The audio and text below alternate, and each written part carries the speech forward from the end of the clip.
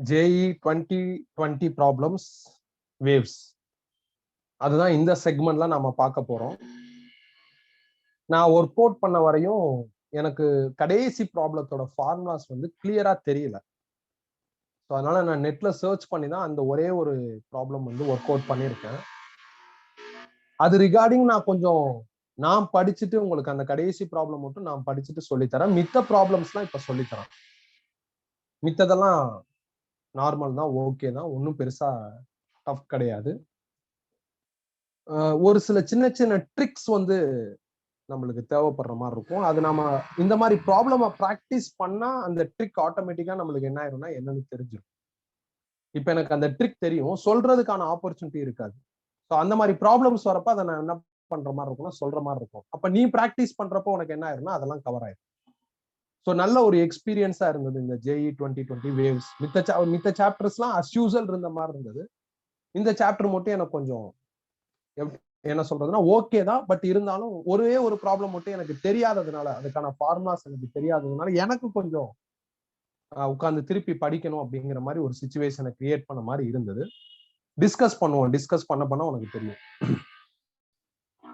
So JEE 2020ல first problem, two identical strings X and Z made up of same material have tension Tx and Tz in then if their fundamental frequencies are 450 Hz and 300 Hz respectively, then the ratio Tx by Tz is.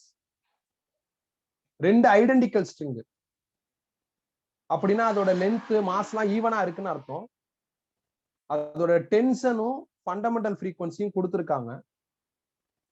டென்ஷனை சிம்பிளா கொடுத்துட்டு இந்த tension ratio என்னன்னு கேட்டிருக்காங்க. அது இல்லாம given டேட்டால fundamental frequency இருக்கு. ஸ்ட்ரிங்கோட fundamental frequency formula V/2L, விக்கு பதில் √T/m எழுதிடலாம். இதை நான் ஸ்கொயர் பண்றேன், அப்ப n² = 4L² T/m வந்துடும். இதுல இருந்து டென்ஷன் T கண்டுபிடிச்சா n² 4L² m எனக்கு வருது. டென்ஷன் ரேஷியோ தான் கேட்டிருக்காங்க, அதனால ரெண்டா பிரிச்சு நடுவுல 2 டாட் வச்சுட்டேன். ஐடென்டிக்கல் ஸ்ட்ரிங்கிறதுனால லென்த், லீனியர் மாஸ் டென்சிட்டி இதெல்லாம் சேஞ்ச் ஆகாது, அதனால 4L² m ரெண்டு பக்கமும் ரீடைன் பண்ணிருக்கேன். அடுத்து ஃப்ரீக்வன்சி எழுதணும். ஸோ ஒரு ஸ்ட்ரிங்கோட ஃபண்டமெண்டல் ஃப்ரீக்வன்சி 450, இன்னொரு ஸ்ட்ரிங்குக்கு வந்து 300. n² இருக்கிறதுனால ஸ்கொயர் பண்ணிருக்கேன். இப்ப கேன்சல் பண்ணா நம்மளுக்கு ஆன்சர் வந்துடும். நம்மளோட ஆன்சர் வந்து 2.25:1. அப்ப இது எந்த ஆப்ஷன்ல இருக்கோ அதான் கரெக்ட். ஸோ முடிச்சாச்சு. நான் ஆல்ரெடி சொன்னதுதான், ஸ்ட்ரிங் பேஸ்டு ப்ராப்ளம்ஸ் நான் பெருசா டஃபா இதுவரையும் பார்த்தது இல்லை. பயங்கர டஃப், இதை ப்ரொசீடே பண்ண முடியாது அப்படிங்கிற மாதிரி இதுவரையும் நான் JEE கொஸ்டின் பேப்பர்ல பெருசா ப்ராப்ளம்ஸ் பார்த்தது இல்லை. ஸ்ட்ரிங்ஸ் எல்லாமே ஒரு ரிஸ்ட்ரிக்டட் ஃபார்முலா தான் வச்சிருக்கு, அதுக்குள்ளதான் மோஸ்ட்லி டிராவல் ஆகுற மாதிரி இருக்கு. அதை நம்ம டீல் பண்ணியாச்சு. இந்த கொஸ்டின் ஓவர். டவுட் இருந்தா கேட்கலாம்.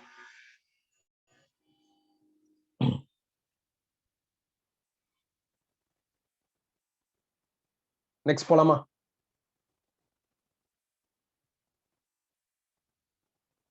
ஓகே, அடுத்து question number 2. A uniform thin rope of length 12 meter and mass 6 kilogram hangs vertically from a rigid support and a block of mass 2 kg is attached to its free end. A transverse short wave train of wavelength 6 centimeter is produced at the lower end of the rope. What is the wavelength of wave train in centimeter when it reaches the top of the rope? அதாவது ஒரு சின்ன wave produce ஆகுது ஸ்ட்ரிங்ல. ஸ்ட்ரிங்கோட bottom எண்ட்ல அதோட wave length வந்து 2 centimetre அதான் கொடுத்திருக்காங்க. So ஸ்ட்ரிங்கோட பாட்டம்ல wave length வந்து 6 சென்டிமீட்டர். ஸ்ட்ரிங்கோட டாப் எண்ட்ல வேவ் லென்த் என்ன அப்படின்னு கேட்டிருக்காங்க. ஸோ இதான் கொஸ்டின். சோ நீங்க வந்து சப்போஸ் இப்ப நல்லா கவனமா பார்த்துக்கிட்டே வரணும். Bottom end of string A, top end of string வந்து பி. இந்த பாட்டம் எண்ட்ல ஒரு 2 kg மாஸ் கனெக்ட் ஆயிருக்கு. ஸ்ட்ரிங்குக்கு சம் மாஸ் இருக்கு. அந்த மாஸ் கிட்டத்தட்ட 6 கிலோகிராம். பாருங்களேன், ஸ்ட்ரிங்கோட மாஸ் 6 கிலோகிராம், 12 மீட்டர் லென்த்.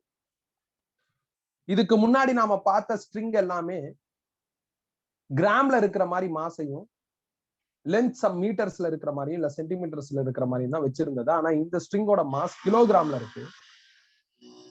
அப்ப பேருக்கு தான் இது ஸ்ட்ரிங் இல்லைன்னா ரோப்பு. அவங்க சொல்றதா சும்மா தின் ரோப்பு ஸ்ட்ரிங் எல்லாம் சொல்றாங்க. ஆனா மாஸ் ஹெவியா இருக்கு. அப்ப இது ஏறக்குறைய ஒரு ராடு மாதிரிதான். சோ இந்த ஸ்ட்ரிங்கா ராடோட பாட்டம் எண்ட்ல ப்ரொடியூஸ் ஆகிற வேவ் லென்த் 6 சென்டிமீட்டர். வேவோட வேவ் லென்த் 6 சென்டிமீட்டர். அது அப்படியே டிராவல் ஆகி டாப்புக்கு போகுது. அப்ப அங்க வேவ் லென்த் என்ன அப்படின்னு கேட்டிருக்காங்க. பாட்டம் எண்ட்னு வர்றப்ப டவுன்வர்ட் ஃபோர்ஸ் உங்களுக்கு என்ன ஆகும்னா 8Gன்னு வரும்பா. இந்த பாட்டம் எண்ட்ல ஆல்ரெடி 2 kg மாஸ் கனெக்ட் ஆயிருக்கு.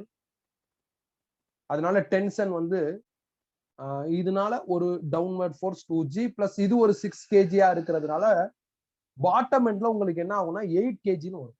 சாரி 8Gன்னு வரும். டென்ஷன் வந்து 8Gன்னு வரும். ஸோ பாட்டம் எண்டுங்கிறது ஏல டென்ஷன் வந்து உங்களுக்கு எவ்வளவு அப்படின்னா 8G. நான் ஆன்சரே டோட்டலா அப்டேட் பண்ணி எழுத போறேன். இந்த நோட்ஸ் பிரிண்ட் எடுக்க சொல்லியிருந்தேன்.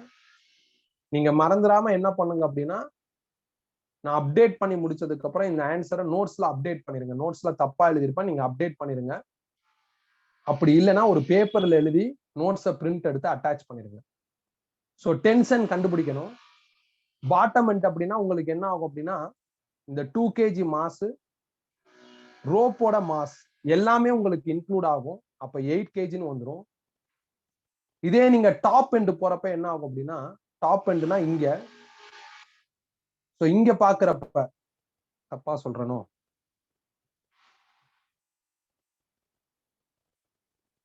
பாட்டம் எண்ட்ல ஃபுல்லா வரும். டாப் எண்ட் டென்ஷன் வர்றப்ப அப்ப கொஞ்சம் ஸ்கிப் பண்ணிக்கிறேன்ப்பா. இந்த கொஸ்டினை கன்ஃபியூசன் வருது, ஸ்கிப் பண்ணிக்கிறேன். திங்க் பண்ணதுக்கு கான்ட்ராவர்சியா வர மாதிரி இருக்கு, ஸ்கிப் பண்ணிக்கிறேன். சாரிப்பா. நான் அடுத்த கிளாஸ்ல உங்களுக்கு எக்ஸ்பிளைன் பண்றேன். இல்லைன்னா தனியா என்ன பண்றேன்னா ஒரு வீடியோ மெசேஜா உங்களுக்கு வாட்ஸ்அப்ல சேட் பண்றேன். நான் எக்ஸ்பிளைன் பண்ணி வீடியோ மெசேஜா உங்களுக்கு வாட்ஸ்அப்ல என்ன பண்றேன்னா ஷேர் பண்றேன். ஒரு சின்ன டவுட் வருது, நான் கிளியர் பண்ணிட்டு எக்ஸ்பிளைன் பண்றேன். ஸ்கிப் பண்ணிக்கிறேன், sorry. So third question move பண்றேன். நான் ஆல்ரெடி கண்டுபிடிச்சிருக்கேன், ஆனா அது தப்பு.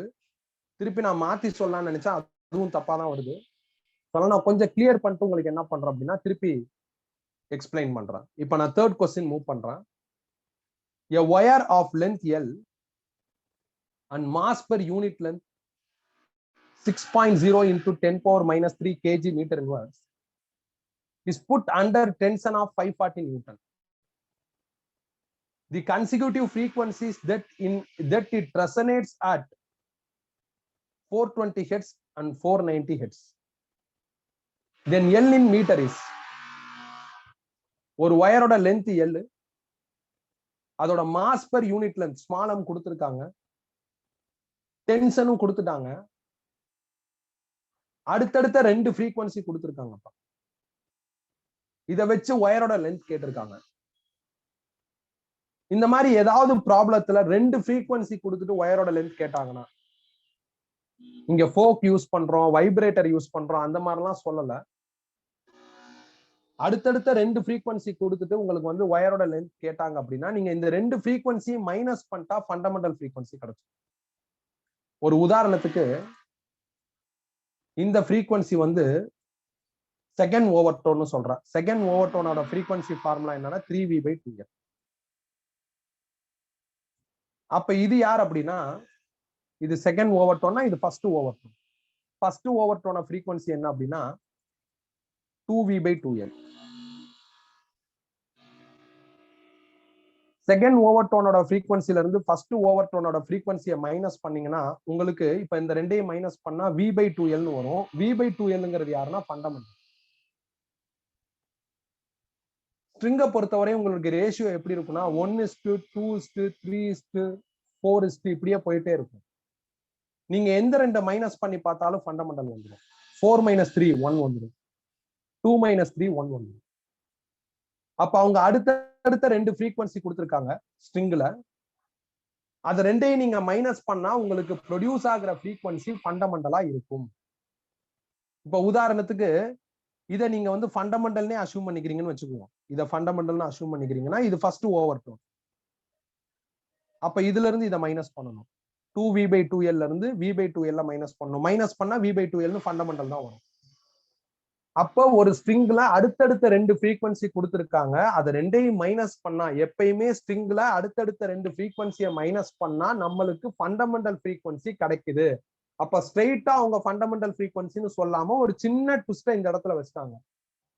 அடுத்தடுத்த ரெண்டு ஃப்ரீக்வன்சி ஸ்ட்ரிங்ல நான் கொடுத்துட்றேன், இதை வச்சு ஸ்ட்ரிங்கோட லென்த் கண்டுபிடி அப்படிங்கிறாங்க. கொஞ்சம் யோசிச்சு பாருங்க. இது நீங்க 3v/2l, இதை 2v/2l எடுத்தா கழிச்சா v/2l வரும். இதை நீங்க 4v/2l, இதை 3v/2l எடுத்தா கழிச்சா v/2l வரும்.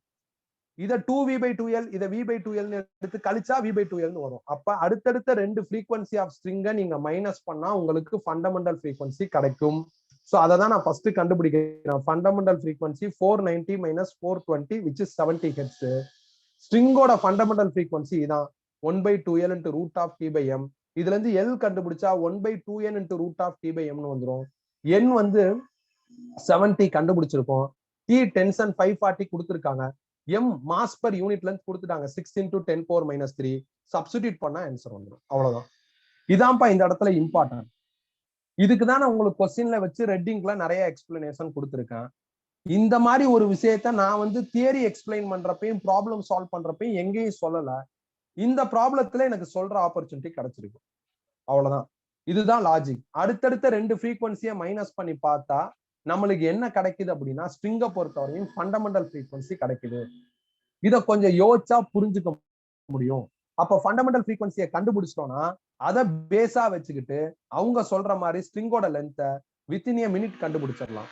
அவ்வளவுதான். ரொம்ப ஈஸியான ப்ராப்ளம் தான், கஷ்டமான ப்ராப்ளம் கிடையாது. ஸ்ட்ரிங் பேஸ்டு ப்ராப்ளம் ஈஸியா தான் இருக்கும். அதுல ஒரு அடிஷனல் பாயிண்ட் கிடைச்சிருக்கு.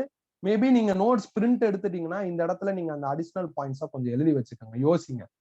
திங்க் அப்படின்னு போடுங்க. திங்க்னு போட்டாவே யோசிக்கணும்னு அர்த்தம். அதை உன்னோட ஓன் லாங்குவேஜ்ல நீ எழுதிக்கோ. இங்கிலீஷ் தமிழ் கலந்து எழுதிக்கோ. அது உனக்கு ரொம்ப கம்ஃபர்டபுளா இருக்கும். இந்த மாதிரி இருக்கு, இப்படி இருக்கு அப்படின்னு ஒரு ஹிண்ட் மாதிரி எழுதிக்கிட்டேன்னா கரெக்டா இருக்கும். கிளியரா? அடுத்த கொஸ்டின் போலாமா? செகண்ட் கொஸ்டின் நான் ஸ்கிப் பண்ணிருக்கேன். எனக்கு டவுட் இருக்கு, நான் கிளியர் பண்ணிட்டு சொல்றேன். டவுட்னா எக்ஸ்பிளனேஷன்ல எனக்கு டவுட் வருது.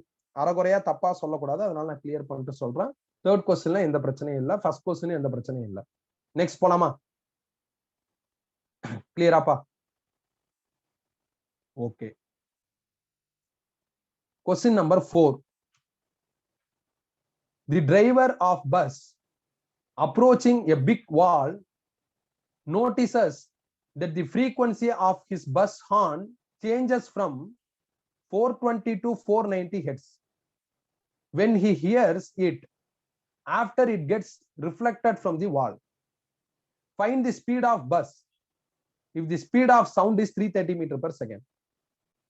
ஒரு டிரைவர் பஸ்ல டிராவல் பண்ணிட்டு இருக்காரு. எதை நோக்கி போறாருன்னா ஒரு வாளை நோக்கி போறாரு. டிரைவர் கிரியேட் பண்ற அந்த ஹாரன் சவுண்டோட ஒரிஜினல் ஃப்ரீக்வன்சி 420 தான். ஆனா வால்ல பட்டு ரிஃப்ளெக்ட் ஆகுறப்ப அவருக்கு 490 ரிசீவ் ஆகுது. அப்படின்னா பஸ்ஸோட ஸ்பீட் என்ன? இதான் கேள்வி. இது எக்கோ லாஜிக் பா. பட்டு ரிஃப்ளெக்ட் ஆகுதுனாவே எக்கோ லாஜிக். இந்த எக்கோ லாஜிக்ல எப்பயுமே மேல பிளஸ் கீழே மைனஸ்னா உங்களுக்கு ஃபார்முலா சொல்லியிருக்கேன். இதுல என் டேஷ்ங்கிறது அப்சர்வர் ரிசீவ் பண்ற ஃப்ரீக்வன்சி, அது 490. என் ஒரிஜினல் ஃப்ரீக்வன்சி அது 420. வி சவுண்டோட ஸ்பீட் அது 330. V naught observer speed. Observer யாருன்னா டிரைவர். டிரைவர் பஸ்ல இருக்கிறதுனால பஸ் ஸ்பீடு வரும். விஎஸ் சவுண்டை கிரியேட் பண்ற சோர்ஸோட ஸ்பீடு. பஸ்ல இருந்தா சவுண்ட் வருது, அப்ப அகைன் இங்கேயும் பஸ் ஸ்பீட் தான் வரும். ஸோ அதனால வி நாட் விஎஸ்க்கு பதில் பஸ்ஸோட ஸ்பீட் விபின்னு எழுதியிருக்கேன். இது எல்லாத்தையும் நான் இங்க ஃபீட் பண்ணா எனக்கு ஆன்சர் வந்துடும். அவ்வளவுதான். இதுக்கப்புறம் சால்வ் பண்ண வேண்டியதான். இது 490, இது 420, இது 330, 330, இது விபி. இதை இங்க கொண்டு வந்து டிவைட் பண்ணா இப்படி வருது. அப்புறம் கிராஸ் மல்டிப்ளை பண்றேன். பண்ணா கடைசியா பஸ்ஸோட ஸ்பீட் 25.43 m/s வருது. டாப்லர் எஃபெக்ட் பேஸ்டு ப்ராப்ளம்ஸ்ல கரெக்டான ஃபார்முலாவை நீங்க ஐடென்டிஃபை பண்ணணும். ஃபர்ஸ்ட் டாப்லர் எஃபெக்ட் நடத்துறப்பே நான் உங்களுக்கு தெளிவுபடுத்திட்டேன். எக்கோ பிரின்சிபல் எங்கேயாவது வந்துச்சு அப்படின்னா அப்ப மேல பிளஸ் கீழே மைனஸ், இந்த லாஜிக் தான் வரும். எக்கோ பிரின்சிபல்ல மோஸ்ட்லி சோர்ஸும் அப்சர்வரும் ஒரே ஆளா இருப்பாங்க, அங்கேதான் எக்கோ பிரின்சிபல் வரும். வேற சோர்ஸ் வேற அப்சர்வருக்கு எக்கோ பிரின்சிபல் வர்றதுக்கு வாய்ப்பு இல்லை. சோர்ஸ் அப்சர்வரும் ஒரே இடத்துல இருக்கணும், அப்பதான் எக்கோ லாஜிக் வரும். நான் அனுப்பிச்சதை நானே கேட்கறதா எக்கோ. நான் அனுப்பிச்சதை நீ கேட்டு நீ அனுப்பிச்சதை நான் கேட்கறதெல்லாம் எக்கோ கிடையாது. நான் ஏன் இதை சொல்றேன் அப்படின்னா, JEE 29ல கடைசி ப்ராப்ளத்துல சப்மரைன் லாஜிக் வரும், அது எக்கோ பிரின்சிபல் கிடையாது. ஒரு ஆள்கிட்ட இருந்து இன்னொரு ஆளுக்கு போய் இன்னொரு ஆள்கிட்ட இருந்து இன்னும் மொத ஆளுக்கு வர்றது அந்த மாதிரி இருக்கும். எக்கோ அப்படி கிடையாது. எக்கோங்கிறது நாம அனுப்பிச்சது நாமளே கேட்கறது.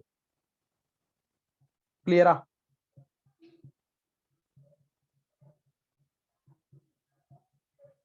கிளியரா? அப்ப அடுத்த கொஸ்டின் போலாமா?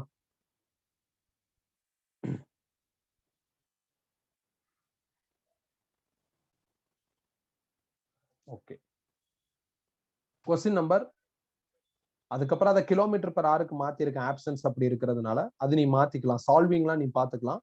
ஸோ அடுத்த question, question number 5.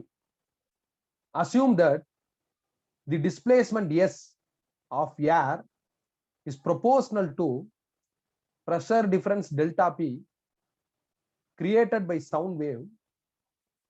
Also, displacement S further depends on speed of sound V, density of air rho, and frequency F. If delta P 80 Pascal, V 300 meter per second, rho 1 kg per meter cube, and F 1000 hertz, then S will be the order of அப்படின்னு கேட்டிருக்காங்க. Take the multiplicative constant to be 1. Displacement S change in pressure depend பண்ணிருக்கு, சவுண்ட depend பண்ணிருக்கு, டென்சிட்டியை depend பண்ணிருக்கு, ஃப்ரீக்வன்சியை depend பண்ணிருக்கு. இந்த change in pressure, velocity, sound, இது எல்லாத்தையும் வந்து சவுண்டோட ஸ்பீட், இது எல்லாத்தையும் வேல்யூஸா கொடுத்துட்டு எஸ்ஸோட வேல்யூ என்னவா இருக்கும் அப்படின்னு கேட்டிருக்காங்க. எஸ்ஸோட வேல்யூ நான் கண்டுபிடிக்கணும்னா எஸ்ஸோட ஃபார்முலா வேணும். அப்ப இந்த கொஸ்டினை ரீட் பண்ணி முதல்ல எஸ்ஸோட ஃபார்முலாவை கண்டுபிடிக்கணும். ஃபார்முலாவே தெரியாத ஒரு இடத்துல ஃபார்முலா கண்டுபிடிக்கிறதுக்கு டைமென்ஷனல் அனாலிசிஸ் டெக்னிக் யூஸ் பண்ணோம். யூனிட்ஸ் அண்ட் மெஷர்மெண்ட்ஸ் அப்படிங்கிற சாப்டர்ல தான் இந்த டெக்னிக் வரும். உங்க எல்லாருக்கும் அந்த லெசன் ஃபெமிலியர் தான், தெரிஞ்சிருக்கும் கண்டிப்பா. ஏதோ ஒரு இடத்துல அதை பத்தி லைட்டா படிச்சிருப்பீங்க. இப்ப நான் சொல்றப்ப உங்களுக்கு என்ன ஆயிரும் அப்படின்னா, இந்த மெத்தட் ஈஸியா புரிஞ்சிடும், ஒன்னும் கஷ்டம் கிடையாது. எப்பயுமே ஒரு இடத்துல ஸ்டேட்மெண்டா இருக்கு, எஸ் இவங்களை டிபெண்ட் பண்ணிருக்கு, அவங்கள டிபெண்ட் பண்ணிருக்கு, இப்படி இருக்கு அப்படி இருக்குன்னு சொன்னாங்கன்னா அவங்க என்ன சொல்றாங்களோ அதை அப்படியே வச்சுக்கிட்டு ஃபார்முலாவை டைமென்ஷனல் அனாலிசிஸ் டெக்னிக் படி உருவாக்கலாம். ஒரு வகையில யூனிட்ஸ் அண்ட் மெஷர்மெண்ட்ஸ்ல இருக்கிற ஒரு குரூப் ஆஃப் ப்ராப்ளம்ஸ் ஈஸியா இந்த ஒரு ப்ராப்ளம் பார்த்தா கவர் ஆயிரும். என்ன அப்படின்னா, எஸ் யாரை டிபெண்ட் பண்ணிருக்கு, ப்ரெஷரை டிபெண்ட் பண்ணிருக்கா, அப்ப அதை ஃபர்ஸ்ட் எழுதிடலாம். S directly proportional to delta P. S யாரை டிபெண்ட் பண்ணிருக்கு, சவுண்டோட ஸ்பீடை டிபெண்ட் பண்ணிருக்கா, அப்ப டைரக்ட்லி ப்ரொபோர்ஷனல் டு வி. டென்சிட்டியை டிபெண்ட் பண்ணிருக்கா, டைரக்ட்லி ப்ரொபோர்ஷனல் டு ரோ. ஃப்ரீக்வன்சியை டிபெண்ட் பண்ணிருக்கா, டைரக்ட்லி ப்ரொபோர்ஷனல் டு எஃப்னு ஃபர்ஸ்ட் இதை எழுதிருக்கு. கொஸ்டின் ரீட் பண்ணி இதை எழுதணும். எழுதிட்டு பவர்ல ஏ பி சி டி அப்படின்னு நீங்களா லைனா ஃபில் பண்ணிருங்க. ப்ரொபோர்ஷனாலிட்டி தூக்கிட்டு ஒரு கான்ஸ்டன்ட் போடுங்க. இந்த கான்ஸ்டன்ட்டா 1 அப்படின்னு கொஸ்டின்ல தெளிவா கடைசி லைன்ல சொல்லியிருக்காங்க. அப்ப இதுக்கு பதில் 1 போட்டா எனக்கு ஒரு அப்டேட்டட் ஈக்குவேஷன் கிடைக்கும், அது ஈக்குவேஷன் 1. சோ கொஸ்டின் ரீட் பண்ணி இதை பண்ணணும்.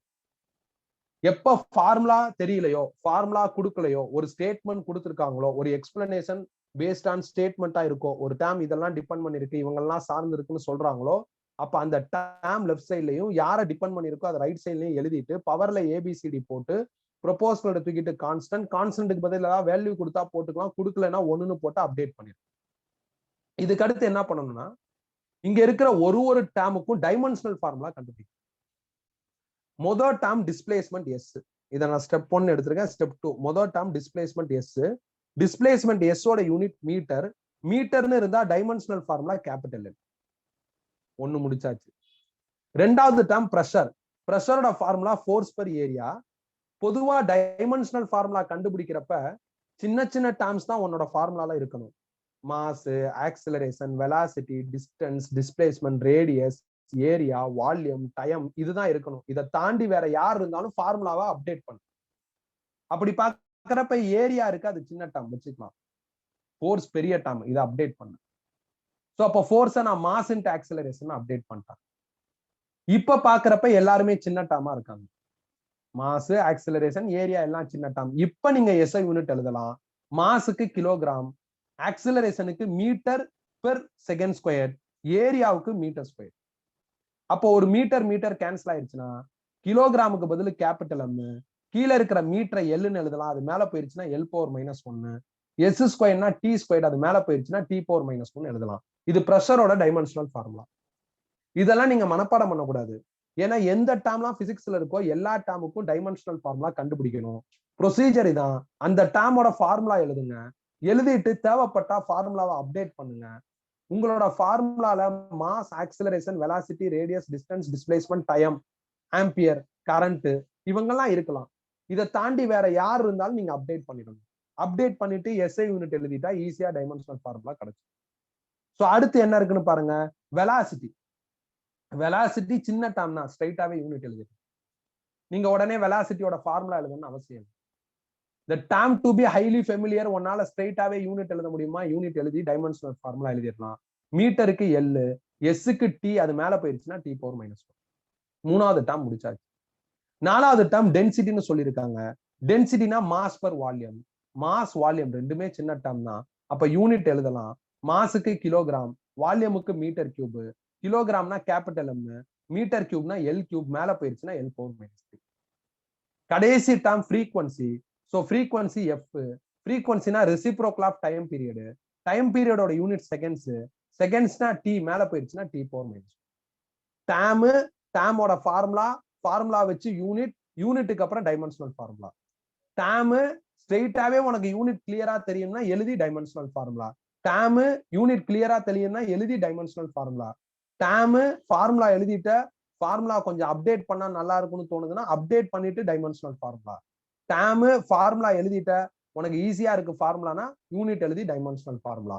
சோ இந்த மாதிரி ஒரு கொஸ்டின்ல ஒரு டேர்ம் சம் அதர்ஸை டிபெண்ட் பண்ணிருக்கு அப்படின்னு சொல்லிட்டாங்கன்னா அதை ஒரு ஈக்குவேஷன் மாதிரி ஸ்டெப் 1ல மாத்திட்டு ஸ்டெப் 2ல என்ன பண்ணுங்கன்னா அந்த ஈக்குவேஷன்ல இருக்கிற ஒரு டேர்முக்கும் டைமென்ஷனல் ஃபார்முலா கண்டுபிடிக்கும். இதுதான் அடுத்த ஒர்க். இதுல டைமென்ஷனல் ஃபார்முலால உனக்கு ஏதாவது டவுட் இருக்கு, நீங்க கண்டுபிடிங்கன்னு சொல்ற இந்த மெத்தடாலஜி எனக்கு புரிய மாட்டேங்குது, அன்ஈஸியா இருக்கு அப்படின்னா என்கிட்ட ஏதோ ஒரு ஆஸ்பெக்ட்ல 11th படிச்சவங்க, ரிப்பீட் பண்ணவங்க, இவங்க எல்லாருக்கும் புரியும். என்கிட்ட இதுவரையும் படிக்காதவங்களுக்கு புரியாத மாதிரி தோணலாம். இதுவரையும் ஒரு கிளாஸ் கூட என்னோட கிளாஸ் அட்டன் பண்ணாதவங்க, புதுசா இப்பதான் இந்த கிளாஸ்ல தான் என்னைய மீட் பண்றீங்க அப்படின்னா இது கொஞ்சம் ஏதோ வித்தியாசமா இருக்கிற மாதிரி தோணலாம். அப்படி தோணுச்சுன்னா நீ உன் மெத்தடாலஜில டைமென்ஷனல் ஃபார்முலா கண்டுபிடிச்சு. டைமென்ஷனல் ஃபார்முலா கண்டுபிடிக்கிறதுங்கிறது 11th பிசிக்ஸோட ஃபர்ஸ்ட் சாப்டர்ல வரும், கண்டுபிடிச்சுக்கோ. இல்லைன்னா நான் சொன்ன மாதிரி ஃபாலோ பண்ணும். இப்ப இது எல்லாத்தையும் கொண்டு போய் நான் ஈக்குவேஷன் 1ல சப்ஸ்டிடியூட் பண்றேன். ஈக்குவேஷன் 1 என்ன? Delta P power A, V power B, B rho power C, F power D. So S ஓட டைமென்ஷனல் ஃபார்முலா எல்ன்னு இருந்தது, அதை நான் இங்க எழுதிட்டேன். பிரஷரோட dimensional formula M, L power -1, T power -2, அதை எழுதி ஹோல் பவர் ஏ. வெலாசிட்டியோட dimensional formula L T power -1, அதை எழுதி ஹோல் பவர் பி. டென்சிட்டியோட dimensional formula M, L power -3, அதை எழுதி ஹோல் பவர் சி. ஃப்ரீக்வன்சியோட டைமென்ஷனல் ஃபார்முலா டி பவர் -1, அதை எழுதி whole power T. So powers எல்லாத்தையும் உள்ள கொண்டு வாங்க. அப்ப என்ன ஆகும்னா M power a, L power -a, T power -2a, L power B, L power -b, M power c, L power -c, T power -3c, T power -dன்னு ஒண்ணு. Left சைட்ல இந்த எல்லுக்கு பவர்ல 1 இருக்குன்னு அர்த்தம். லெஃப்ட் சைட்ல எம்டி மிஸ் ஆகுது. அப்ப எம் பவர் 0, டி பவர் 0ன்னு இருக்கு. இப்ப நான் லெஃப்ட் சைட்ல அப்படியே வச்சிருக்கேன். ரைட் சைட சிம்பிளிஃபை பண்ண போறேன். எப்படின்னா பேஸ் 1 இருந்தா பவரை ஆட் பண்ணிக்கலாம். அப்படி பாக்குறப்ப M power A, M power C, அதை ஆட் பண்ணி M power A plus C எழுதிட்டேன். பேஸ் 1 இருந்தா பவர் ஆட் பண்ணலாம். அப்ப L power -a, L power B, L power -c, அதை ஆட் பண்ணி எழுதிட்டேன். பேஸ் 1 இருந்தா பவர் ஆட் பண்ணலாம். அப்ப D power -2a, D power -b, D power -d எழுதிட்டேன். அதே மேக்ஸ் என்ன சொல்லுதுன்னா பேஸ் ஒரே மாதிரி இருந்தா பவரை ஈக்குவேட் பண்ணலாம்னு சொல்லுது. அப்ப எம் பவர்ல ஏ பிளஸ் சி, இங்க எம் பவர்ல 0. அப்ப a plus c is equal to 0ன்னு எழுதிட்டேன். எல் பவர்ல -a பிளஸ் பி -3c, இங்க எல் பவர்ல 1. அப்ப -a plus b -3c is equal to 1 அப்படின்னு எழுதிட்டேன். இங்க டி பவர்ல -2a -b -d, இங்க டி பவர்ல 0 எழுதியாச்சு. இப்ப இந்த 3 ஈக்குவேஷனையும் எப்படியாவது சால்வ் பண்ணி ஏ, பி, சி, டி 4ஐயும் கண்டுபிடிக்கணும். எப்படி கண்டுபிடிக்கிறது? கண்டிப்பா ஏதாவது ஐடியாஸ் கிடைக்கும். எனக்கு இதுல இருந்து என்ன தெரியுதுன்னா ஏ இஸ் ஈக்குவல் டு -c தெரியுது. a is equal to minus c இல்ல c is equal to minus a ன்னு எனக்கு ஃபீட் பண்றப்ப இது எனக்கு சிம்பிளிஃபை ஆகி b plus 2a is equal to 1 ன்னு வரும். b plus 2a is equal to 1 நீங்க ஃபீட் பண்றப்ப இந்த minus 2a minus b plus 2a plus b cancel ஆகி d is equal to minus 1 எனக்கு ஆன்சர் வரும். சோ அடுத்து d is equal to minus 1 கண்டுபிடிச்சிட்டான். ஃபர்தரா எனக்கு இங்க எப்படி சிம்பிளிஃபை பண்றதுன்னு தெரியல. என்ன ஆன்சர் போட்டா எனக்கு ஃபைனல் ஆன்சர் வரும் அப்படிங்கிறது தெரியல. இந்த மாதிரி நேரத்துல நாம ட்ரையல் அண்ட் எரர் தான் ஃபாலோ பண்ணணும். ட்ரையல் அண்ட் எரர் படி நான் ஏக்கு பதில் 1 சிக்கு பதில் -1 எடுத்துக்கிறேன். சிக்கு பதில் -1 ஏக்கு பதில் 1 எடுக்கிறேன். அதை தூக்கி இங்க போடுறேன். அப்படி போட்டா எனக்கு b -1 வரும். இப்ப b -1 a 1 அதை இங்க தூக்கி போட்டு பாருங்க, இந்த ஆன்சர் வருதான்னு செக் பண்ணுங்க. அதே மாதிரி a b d இந்த வேல்யூஸ் இங்க போட்டு பாருங்க, 0 வருதான்னு பாருங்க. சோ நீ ட்ரையல் அண்ட் எரர்ல a வேல்யூவோ c வேல்யூவோ பிக் பண்ணிட்டேன்னா ஒன்ஸ் ஆஃப்டர் தட் அதை நீ வேற ஈக்குவேஷன்ல ஃபீட் பண்ணி லெஃப்ட் சைடு ரைட் சைடு ஈக்குவலா இருக்கான்னு வெரிஃபை பண்ணிக்கிறோம். சோ நான் என்ன சொல்ல வரேன்னா, யூ ஹேவ் 3 ஈக்குவேஷன்ஸ், அதுல ஏபிசிடின்னு 4 டேர்ம் கண்டுபிடிக்கணும். யோசி கண்டுபிடி, அவ்வளவுதான். ஈக்குவேஷன் சால்வ் பண்ணி கண்டுபிடிக்கிறது உன்னோட டியூட்டி தான். அதுல வந்து நீ என்ன மெத்தட் வேணாலும் ஃபாலோ பண்ணிக்கலாம். இது அதுன்னு ரெஸ்ட்ரிக்ஷன் கிடையாது. உனக்கு என்ன மேக்ஸ் நல்லா தெரியுமோ அதை ஃபாலோ பண்ணிக்கோ. நான் பொதுவா ஈக்குவேஷனை சால்வ் பண்ணி ஆன்சர் எடுத்துருவேன். வராதப்ப நான் ஏதாவது ஒரு நம்பரை யாருக்காவது ஃபீட் பண்ணி பென்சில் எழுதி பார்த்து கரெக்டா இருக்கான்னு வெரிஃபை பண்ணி ட்ரையல் அண்ட் எரர்ல கண்டுபிடிச்சிருவேன். ஸோ இதுதான் நான் இங்க பண்ணியிருக்கேன். இப்ப இந்த ஏபிசி, ஏவோட வேல்யூ 1, பி -1, அதுக்கப்புறம் டி -1, சி -1 அதெல்லாம் இங்க சப்ஸ்டிடியூட் பண்றான். அப்படின்னா S is equal to delta P power ஏக்கு பதில் 1, வி பவர் பிக்கு பதில் -1, ரோ பவர் சிக்கு பதில் -1, எஃப் பவர் டிக்கு பதில் -1, பவர் -1 கீழே கொண்டு வந்துட்டா எஸ்ஸோட ஃபார்முலா இந்த மாதிரி வந்துடும். என்னன்னா இவங்க இந்த ஃபார்முலாவை ஸ்ட்ரெயிட்டா கொடுக்கல, அதுக்கு பதில் ஸ்டேட்மெண்ட் சொல்றாங்க. ஒரு சவுண்ட் வேவ் ஏர்ல டிராவல் ஆகுது, அப்ப ஏர்ல வர்ற பார்ட்டிகளோட displacement, pressure, velocity of sound, density of air, frequency of wave இவங்களெல்லாம் டிபெண்ட் பண்ணி இருக்கு. அப்ப எஸ்ஸோட வேல்யூ என்ன அப்படின்னு இந்த வேல்யூஸ் கொடுத்துட்டு கேட்கறாங்க. They said depend. டிபெண்ட்னா directly ப்ரொபோஷனல்னாலும் depend தான், இன்வெர்ஸ்லி ப்ரொபோஷனல்னாலும் டிபெண்ட் தான், மேல ஸ்கொயர் கியூப் வந்தாலும் கீழே ஸ்கொயர் கியூப் வந்தாலும் டிபெண்ட் தான். அப்ப இந்த மாதிரி சொல்றப்ப ஃபார்முலா இல்லைன்னு அர்த்தம். ஃபார்முலா இல்லாத இந்த மாதிரி ப்ராப்ளத்துக்கு ஃபார்முலாவை உருவாக்குறதுக்கு டைமென்ஷனல் அனாலிசிஸ் டெக்னிக் யூஸ் பண்ணி நீங்க என்ன பண்ணும், ஃபார்முலாவை கண்டுபிடிக்கணும். டைமென்ஷனல் அனாலிசிஸ் டெக்னிக்ல நான் இதை மெத்தட் 1 ப்ராப்ளம்னு சொல்லுவேன். என்கிட்ட படிச்சவங்களுக்கு தெரியும், மெத்தட் 1ல இந்த மாதிரி ப்ராப்ளம்ஸ் தான் டீல் பண்ணிருப்பேன். இதே ப்ரொசீஜர் தான் வரும். எவ்வளவு கஷ்டமான ப்ராப்ளம் கேட்டாலும் ஸ்டெப் 1ல ஈக்குவேஷன் ஃபார்ம் பண்ணும், ஸ்டெப் 2ல டைமென்ஷனல் ஃபார்முலா கண்டுபிடிச்சிருக்கணும், ஸ்டெப் 3ல நாம என்ன பண்ணோம் அப்படின்னா அந்த டைமென்ஷனல் ஃபார்முலாவை சப்ஸ்டிடியூட் பண்ணி சிம்பிளிஃபை பண்ணி பவர்ல நாம இன்ட்ரோ பண்ற ஏபிசிடிஇ அதெல்லாம் என்ன பண்ணா எவாலுவேட் பண்ணும். கண்டிப்பா ஆன்சர் எடுக்கிற மாதிரி தான் இருக்கும். ஆன்சர் வராத மாதிரி ஈக்குவேஷன்ஸ் ஃபார்மே ஆகாது. கொஞ்சம் யோசிச்சு ஈக்குவேஷனை சால்வ் பண்ற மாதிரி வரலாம். இதை சப்ஸ்டிடியூட் பண்ணா ஃபார்முலா வந்துடும். இப்ப இந்த ஃபார்முலால அவங்க கொடுத்த வேல்யூஸை ஃபீட் பண்ணிட்டான். டெல்டா பி 10 பாஸ்கல் இருந்தது, 10 போட்டேன். வி 300, டென்சிட்டி 1 இருந்தது, அதுக்கப்புறம் எஃப் 1000. சிம்பிளிஃபை பண்ணா ஆன்சர் வந்துடும். அவ்வளவுதான்ப்பா, முடிஞ்சிருச்சு. இதுக்கப்புறம் அதை மீட்டர் மில்லிமீட்டருக்குலாம் நீ ஆப்ஷன்ஸ் பார்த்து மாத்திக்கலாம். இதான் இது ஆக்சுவலா வந்து வேவ்ஸோட ப்ராப்ளம்னே நம்ம சொல்ல முடியாது. இது டைமென்ஷனல் ஃபார்முலா ப்ராப்ளம். என்ன சவுண்ட் வேவ் அதுன்னு வந்துட்டதுனால நான் இதை வேவ் ஸ்கூல்ல எடுத்து சால்வ் பண்ணிருக்கேன். நியாயமா இதை நான் டைமென்ஷனல் ஃபார்முலால சால்வ் பண்ணணும். வாட் எவர் இட் இஸ், இந்த மாதிரியும் கேட்கலாம். இது யூனிட்ஸ் அண்ட் மெஷர்மெண்ட்ஸ்க்கான ப்ராப்ளமா தான் நான் பாக்குறேன், வேவ்ஸுக்கான ப்ராப்ளம் கிடையாது. பட் கொஸ்டின் பேப்பர்ல பாத்தீங்கன்னா வேவ்ஸுக்கான ப்ராப்ளம்ல இதை கொண்டு வந்து போட்டிருந்தாங்க, அதனால இங்கே சால்வ் பண்ணிருக்கேன். ஒரு ஆப்பர்ச்சுனிட்டி நம்மளுக்கு டைமென்ஷனல் ஃபார்முலா ரிவைஸ் ஆகுது, அது பேஸ் பண்ணி இந்த மாதிரி ப்ராப்ளம்ஸ் எல்லாம் பண்ணலாங்கிற ஒரு ஐடியாவும் கிடைக்குது. டவுட் இருந்தா கேட்கலாம்பா.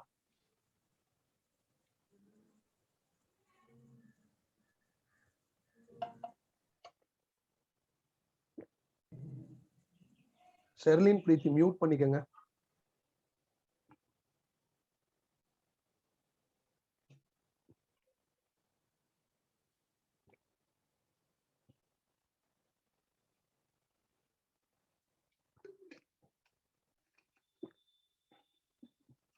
ஓகே, நம்ம நெக்ஸ்ட் ப்ராப்ளம் போவோம்.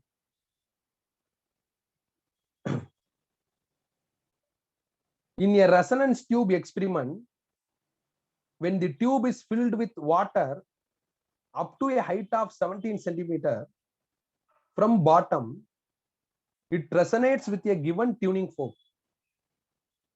When the water level is raised The next resonance with the same tuning fork occurs at height 24.5 centimeter. If the velocity of sound in air is 330 meter per second, the tuning fork frequency is இப்போ ஒரே folk தான்ப்பா, ஒரே ஃபோக்கை வச்சு velocity கொடுத்துட்டாங்க, water level height கொடுத்துருக்காங்க, கொடுத்துட்டு tuning folk frequency கேட்டிருக்காங்க. Resonance எக்ஸ்பெரிமெண்ட்ல ஒரே ஃபோக் அப்படின்னா அப்ப நாம தாராளமா என்ன பண்ணலாம்னா இந்த டார்க் பண்ணி இருக்கிற ஃபார்முலாவை யூஸ் பண்ணிக்கலாம். வெலாசிட்டி இருக்கு, வாட்டர் ஹைட் இருக்கு. வாட்டர் ஹைட்னா இந்த ஹைட் கொடுத்துருக்காங்க. இந்த ஹைட்டை வச்சு நாம ஏர் காலமோட லென்த் கண்டுபிடிச்சிடலாம். ஒரு டைம் வாட்டர் ஹைட் வந்து ஏதோ 17 சொல்லியிருக்காங்க, இன்னொரு டைம் ஏதோ 24.5 சொல்லியிருக்காங்க. அதை வச்சு இந்த லென்த் கண்டுபிடிச்சிடலாம், ஏர் காலம் லென்த் கண்டுபிடிச்சிடலாம். அப்ப ஏர் காலம் லென்த் இருக்கு, வெலாசிட்டி இருக்குன்னா ஃப்ரீக்வன்சியும் கண்டுபிடிச்சிடலாம். ஸோ ஒரே டியூனிங் ஃபோக்கா இருக்கிற பட்சத்துல நீங்க தாராளமா என்ன பண்ணலாம்னா இந்த டார்க் பண்ணி இருக்கிற ஃபார்முலாவை யூஸ் பண்ணிக்கலாம். நம்ம ஆல்ரெடி இதை பத்தி பேசியிருக்கோம். இப்போ வருவோம். வாட்டர் ஹைட் கொடுத்துருக்காங்க, ஏர் காலம் லென்த் இருக்கு. இது ரெண்டே ஆட் பண்ணா டியூபோட டோட்டல் லென்த் கிடைச்சிடும். அப்ப டியூபோட லென்த்ல இருந்து இந்த வாட்டர் ஹைட்டோட லென்த்தை மைனஸ் பண்ணிட்டா ஏர் காலம் லென்த் கிடைச்சிடும். அப்ப L1 கண்டுபிடிக்கிறதுக்கு நீங்க என்ன பண்ணணும்னா L minus height of water எழுதணும். L2 கண்டுபிடிக்கிறதுக்கு என்ன பண்ணணும் அப்படின்னா L மைனஸ் ஹைட் ஆஃப் வாட்டர்னு எழுதணும். ஸோ அதை தான் நான் பண்ணியிருக்கேன். L1 L2 அடுத்து கண்டுபிடிக்க போறேன் பாருங்க. ஸோ எது வேணாலும் L1 எது வேணாலும் L2 வச்சுக்கலாம், அதெல்லாம் இப்போ அப்ஜெக்ஷன் கிடையாது. So L2 L minus H2, L1 L minus H1. So அப்ப வேவ் லென்த்தோட ஃபார்முலா இதான். வேவ் லென்த்தும் வெலாசிட்டியும் தெரிஞ்சுன்னா ஈஸியா ஃப்ரீக்வன்சி எடுத்துடலாம். ஸோ L2க்கு பதில் L மைனஸ் H2, L1க்கு பதில் L மைனஸ் H1. அந்த மைனஸ் உள்ள போறப்போ மைனஸ் L பிளஸ் H1 வந்துடும். Plus L minus L cancel ஆயிரும். அப்ப H1 மைனஸ் H2 வரும். எது பெருசா இருக்கோ அதை H1, எது சின்னதா இருக்கோ அதை H2 எடுத்துக்கோங்க. அவ்வளவுதான். இதுல எதெல்லாம் ஆர்டர் பார்க்க வேண்டிய அவசியம் இல்லை. பெருசா இருக்கிறது H1, சின்னதா இருக்கிறது H2 போட்டு கழிச்சிருங்க. கழிச்சு வரப்ப ஆன்சர் நெகட்டிவா வந்தாலும் பாசிட்டிவா மாத்திக்க. சென்டிமீட்டர்ல இருக்கு, மீட்டரா மாத்துறதுக்கு ஒரு 10⁻². சால்வ் பண்ணி வேவ் லென்த் எடுத்துட்டா velocity V is equal to lambda n. இதுல இருந்து n கண்டுபிடிச்சா V by lambda. V 330 கொஸ்டின்ல இருக்கு. Wave length 15 × 10⁻². சப்ஸ்டிடியூட் பண்ணா ஆன்சர் வந்துடும். ரெசனன்ஸ் எக்ஸ்பெரிமெண்ட்ல ஒரே ஃபோக்கை தான் ரெண்டு டைமும் யூஸ் பண்றாங்க அப்படின்னா நீ தாராளமா நம்ம ப்ரீ டிஃபைன்டா டெரைவ் பண்ணிருக்கிற ஃபார்முலாவை யூஸ் பண்ணிக்கலாம். பொதுவா ரெசனன்ஸ் எக்ஸ்பெரிமெண்ட்ல ஏர் காலமோட லென்த் தான் நம்மளுக்கு மஸ்ட். இங்க ஏர் காலம் லென்த் கொடுக்காம என்ன பண்ணிட்டாங்கன்னா வாட்டர் ஹைட் கொடுத்துட்டாங்க. அப்ப டியூப் லென்த்ல இருந்து வாட்டர் ஹைட்டை மைனஸ் பண்ணிட்டா உனக்கு என்ன கிடைச்சிரும்னா ஏர் காலம் லென்த் கிடைச்சிரும். அதை தான் நான் சைட்ல எழுதியிருக்கேன். அதை வச்சு ஈஸியா என்ன பண்ணிடலாம்னா ஆன்சர் எடுத்தோம். சந்தேகம் இருந்தா கேட்கலாம்.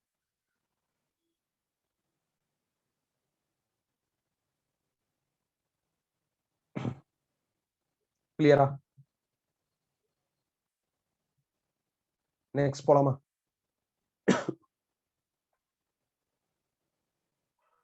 ஓகே, அடுத்த problem. A driver in a car approaching a vertical wall notices that the frequency of his car horn has changed from 440 to 480 Hz when it is reflected from the wall.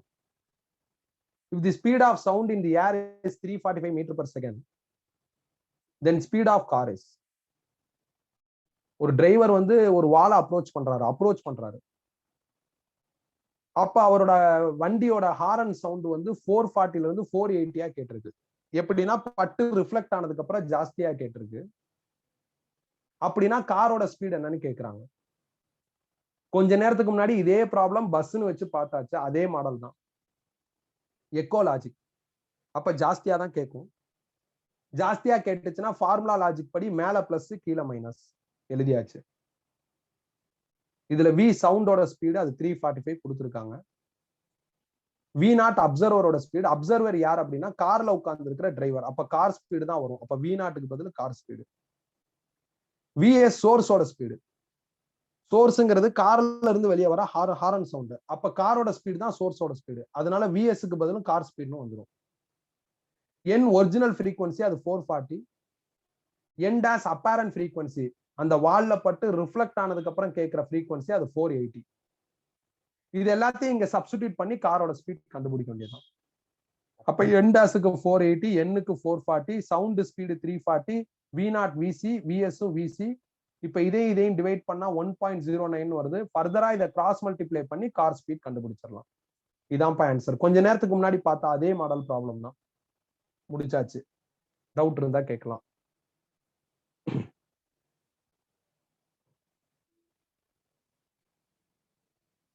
கிளியரா? JE லெவலுக்கு நாம problem discuss பண்றதுனால நீ புதுசா எதுவும் problem practice பண்ணலைனாலும் நாம எத்தனை problem discuss பண்ணிருக்கோமோ அது எல்லாத்தையுமே பார்த்தாவே நீட் உனக்கு சக்சஸ்ஃபுல்லா அமைப்பா. அதனால நடத்துற எல்லா ப்ராப்ளத்தையும் பாரு, புரிஞ்சு படி, எதையும் ஸ்கிப் பண்ணாத. ஜேயும் கண்டிப்பா சக்சஸ்ஃபுல்லா கிடைக்கும். ஏன்னா அதுல என்ன கஷ்டமா கேட்க போறாங்க. இந்த மாதிரிதான் இருக்கு, நம்ம பார்த்த மாதிரிதான் இருக்கு, எதுவும் புதுசா இல்ல, ஈஸியா தான் இருக்கும். சரி, அடுத்த போவோம். இதுக்கப்புறம் இதை நான் கிலோமீட்டர் பர் ஹவருக்கு மாத்திருக்கேன், ஆப்சன்ஸ் அப்படி கொடுத்துருக்கிறதுனால அது கடைசியா நீ பாத்துக்கலாம். So next problem. A sound source, yes, is moving along a straight track with speed v and is emitting sound of frequency nu0. An observer standing at a finite distance at the point O from the track. The time variation of frequency heard by the observer as best represented by. ஒரு observer வந்து நல்லா கவனமா பார்த்துக்கிட்டே வாங்க. இது வந்து track. இப்ப நான் போட்டிருக்கிற இந்த லைன் வந்து ட்ராக். இது பாயிண்ட் O. இங்க இருந்து கொஞ்சம் தள்ளி அப்சர்வர் நிக்கிறாரு.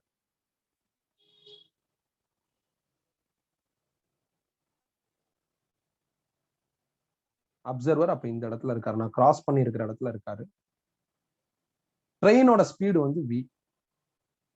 சோ ட்ரெயின் இந்த ட்ராக்ல vங்கிற ஸ்பீட்ல டிராவல் ஆகுது. Original frequency nu0. இப்ப அப்சர்வருக்கு ஃப்ரீக்வன்சி எப்படி எல்லாம் கேட்கும் அப்படிங்கறத கிராஃபா வரைய சொல்றாங்க. இதுல எந்த கிராஃப் பெஸ்ட் அப்படின்னு கேக்குறாங்க. நம்மளுக்கு நல்லா தெரியும்பா, அப்சர்வர் பக்கத்துல வர வர வர ஜாஸ்தியா கேட்கும், அப்சர்வர் விட்டு விலகி போக போக கம்மியா கேட்கும். அப்ப இந்த இதுல ஒண்ணு சொல்லியிருக்காங்க, T0 represents the instant when the distance between source and observer is minimum. Train இப்ப இங்க இருக்கு, அப்சர்வர் இங்க இருக்காரு.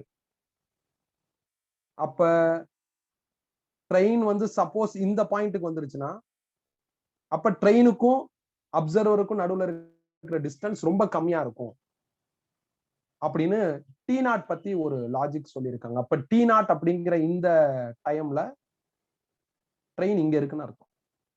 இப்ப நான் கர்சர் காமிக்கிற இடத்துல இருக்கிற ட்ரெயின் இருக்குன்னு அர்த்தம். சோ இதை வச்சு 4 கிராஃப்ல எந்த கிராஃப் வந்து கரெக்டா இருக்கும் அப்படின்னு கேட்டிருக்காங்க. இந்த கொஸ்டினை மேலோட்டமா படிச்சா நம்மளுக்கு இதான் தோணும். இப்ப நான் தான் அப்சர்வர், ட்ரெயின் என்னை நோக்கி வரப்ப எனக்கு ஆடியோ ஜாஸ்தியா கேட்கும், என்னை விட்டு விலகி போறப்ப ஆடியோ கம்மியா கேட்கும். அப்ப அதுக்கு எந்த கிராஃப் கரெக்டா இருக்கும் அப்படின்னா ஃபர்ஸ்ட் கிராஃப் கரெக்டா இருக்கும் அப்படிங்கிற மாதிரி ஒரு ஃபீல் வரும். மோஸ்ட்லி நம்ம ஆப்ஷன் 1 தான் பிக் பண்ணுவோம், ஃபர்ஸ்ட் கிராஃப் கரெக்டா இருக்கிற மாதிரி பிக் பண்ணுவோம். ஏன்னா ட்ரெயின் நம்மளை நோக்கி வர வர வர ஆடியோ ஜாஸ்தியா கேக்குது, அப்ப ஃப்ரீக்வன்சி ஜாஸ்தியாகும், விலகி போறப்ப ஃப்ரீக்வன்சி குறைஞ்சிரும் அப்படிங்கிற மாதிரி ரொம்ப கன்வின்ஸ்டா இருக்கிற மாதிரி இருக்கும். இந்த ஃபர்ஸ்ட் கிராஃப் கரெக்ட் எப்பனா அப்சர்வர் இங்க நின்னா, ட்ராக்ல நின்று இருந்தா, ட்ராக்லயோ ட்ராக்க ஒட்டியோ நின்று இருந்தா இது கரெக்ட். ஆனா அப்சர்வர் ட்ராக்ல இல்ல, ட்ராக்க வச்சு கொஞ்சம் தள்ளி இருக்காரு, சம் ஃபைனட் டிஸ்டன்ஸ்ல இருக்காரு. இப்ப நாம கவனமா இருக்கணும்பா, நம்ம கவனமா இருக்கணும். ஏன்னா அப்சர்வர் இங்க இருக்காரு, இப்ப நான் ரவுண்ட் பண்ணிருக்கேன், கிராஸ் பண்ணி ரவுண்ட் பண்ணிருக்கேன், இங்க அப்சர்வர் இருக்காரு. அப்ப அப்சர்வருக்கு வர்ற சவுண்டோட ஸ்பீட் எனக்கு வேணும். அது ஒரு மாதிரி இன்க்ளைண்டா வருது, இந்த இன்க்ளைனேஷன் தீட்டா. அப்ப இது வீனா இது வி காஸ் தீட்டான்னு ஒண்ணு. அப்ப அப்சர்வருக்கு ரீச் ஆகுற சோர்ஸ் ஸ்பீட் என்னன்னா V cos theta. Towards observer வர்றதுனால நம்மளுக்கு ஃபார்முலா எப்படி இருக்குன்னா n dash is equal to v plus V நாட்டுக்கு பதில் 0 டிவைடட் பை வி மைனஸ் விஎஸ்க்கு பதில் வி காஸ் தீட்டா. இதுல சவுண்டோட ஸ்பீடையும் வீன்னு எடுத்துக்கிட்டா கன்ஃபியூஸ் ஆகும், அதனால நான் அதை சீனு போட்டுக்கிறேன். அப்சர்வரோட ஸ்பீடு 0, சோர்ஸ் ஸ்பீடு வீன்னு சொல்லிட்டதுனால சவுண்டோட ஸ்பீடையும் வீனே எடுத்துக்கிட்டா கன்ஃபியூஸ் ஆகுறதுனால சீனு சிம்பிள் மாத்திருக்கேன். ஒரிஜினல் ஃப்ரீக்வன்சி மியூனா. இதான்ப்பா ஃபார்முலா. ஒரு மாதிரி கோணலா தான் வந்து என்ன ஆகுது அப்படின்னா, அப்சர்வருக்கு சோர்ஸ் வருது, நேரா போகல. அப்சர்வர் இங்க இருக்காரு, இப்ப அப்சர்வர் வந்து ஓ அப்படிங்கிற பாயிண்ட்ல இருந்தாருன்னா பிரச்சனையே கிடையாது, கிராஃபியே கரெக்ட். இதுக்கு முன்னாடி நம்ம பார்த்த எல்லா ப்ராப்ளத்திலயும் இப்படிதான் இருக்கும். ஒரு சோர்ஸ் அப்சர்வரை நோக்கி வருது, அப்சர்வரை விட்டு வெளியே போறாங்க, 2 பேரும் ஒரே லைன்ல ஆப்போசிட்ல போறாங்க, 2 பேரும் ஒரே லைன்ல அப்ரோச் பண்றாங்க, 2 பேரும் ஒண்ணுக்கு பின்னாடி ஒண்ணு போறாங்க, பட்டுட்டு ரிட்டர்ன் வர்றது. இது எல்லாத்துலயும் என்ன ஆகுது அப்படின்னா சோர்ஸ் அப்சர்வர் ஒரே லைன்ல இருக்கிற மாதிரி இருக்கும். ஆனா இந்த ப்ராப்ளத்துல ஒரே லைன்ல கிடையாது. நான் சோர்ஸ் இங்க நிக்கிறேன், ட்ரெயின் அங்க போயிட்டு இருக்கு, ட்ரெயினோட ஸ்பீடு v, அந்த ட்ராக்ல நான் நின்னா ஸ்பீடு v நான் ரிசீவ் பண்ணலாம். ஆனா நான் அந்த ட்ராக்ல இல்ல, நான் இங்க நிக்கிறேன், அப்ப எனக்கு இப்படி ஸ்பீடு வருது. அப்ப அப்படி போற வண்டியோட இந்த பக்கம் ஸ்பீடு என்னன்னா v cos θ. இதை நான் என்ன பண்றேன்னா என்னோட ஃபார்முலால ஃபீட் பண்ணிட்டேன். இப்போதைக்கு அப்ரோச் ஆகுறதுனால நான் என்ன பண்ணிருக்கேன்னா மேல பிளஸ் கீழே மைனஸ், அந்த லாஜிக்ல ஃபார்முலாவை என்ன பண்ணிட்டேன்னா அப்டேட் பண்ணிட்டேன். முதல்ல அப்ரோச்சுக்கு யோசிப்போம், ஒன்னு யோசிச்சா இன்னொன்னு கிடைச்சிடும். இதுல என்ன ஆகும்னா நல்லா யோசிச்சு பாருங்களா, இதுல என்ன ஆகும் அப்படின்னா இந்த ட்ரெயின் வந்து இங்க இருந்து இங்க வருது, இங்க இருந்து இங்க வருது, இங்க இருந்து இங்க வருது, இப்படி வர வர வர தீட்டா இன்க்ரீஸ் ஆகும். காஸ் தீட்டாவோட வேல்யூ இன்க்ரீஸ் ஆக இன்க்ரீஸ் ஆக இன்க்ரீஸ் ஆக இந்த நம்பர் டிக்ரீஸ் ஆகும். இந்த நம்பர் டிக்ரீஸ் ஆக டிக்ரீஸ் ஆக இதுல இருந்து இதை கழிச்சு எழுதுற ஆன்சரும் உங்களுக்கு என்ன ஆகும் அப்படின்னா டிக்ரீஸ் ஆகும். ஸோ அப்ப கொஞ்சம் கவனமா யோசிக்கணும். பர்டிகுலரா இந்த பாயிண்ட்ல வரப்ப தீட்டா 90 டிகிரியா இருக்கும். பர்டிகுலரா இந்த பாயிண்ட்ல வரப்ப ட்ரெயின் இங்க வரப்ப உங்களுக்கு என்ன ஆயிரும் அப்படின்னா, இங்க பாருங்களேன், இந்த பாயிண்ட ட்ரெயின் ரீச் பண்றப்ப இந்த தீட்டா வந்து உங்களுக்கு 90 டிகிரியா இருக்கும். காஸ் 90ன்னு போட்டா ஆன்சர் 0 ஆயிரும். ஆன்சர் 0 ஆயிடுச்சுன்னா சி பை சின்னு வரும். சி பை சினா நியூ நாட், சி பை சினா கேன்சல் ஆகி என் டேஷ் வந்து நியூ நாட்டா இருக்கும். அப்படின்னா லாஜிக் என்ன, இந்த பாயிண்ட்ல ட்ரெயின் ரீச் ஆகுறப்ப ஃப்ரீக்வன்சி நியூ நாட், அது இங்க இருக்கு பாருங்க, இந்த பாயிண்ட்ல ஃப்ரீக்வன்சி நியூ நாட் வந்துருச்சா. அப்ப என்ன லாஜிக் அப்படின்னா, ட்ரெயின் பக்கத்துல வர வர வர உண்மையிலுமே ஆடியோ ஜாஸ்தியா கேட்டிருக்கணும், ஆனா இங்க ஆடியோ குறையும். ஏன்னா ட்ரெயின் இப்படி போயிட்டு இருக்கு, அப்சர்வர் ட்ராக்ல ட்ரெயின் இல்ல, வேற ட்ராக்ல ட்ரெயின் போகுது, அதனால பக்கத்துல வர வர ஆடியோ குறையுது. ட்ரெயின் அவரை விட்டு விலகி போறப்ப இன்னும் குறையும். அப்ப கிராஃப் டி தான் கரெக்ட். இதே அப்சர்வர் இங்க நின்றுட்டு இருந்தாருன்னா கிராஃப் ஏ கரெக்ட்.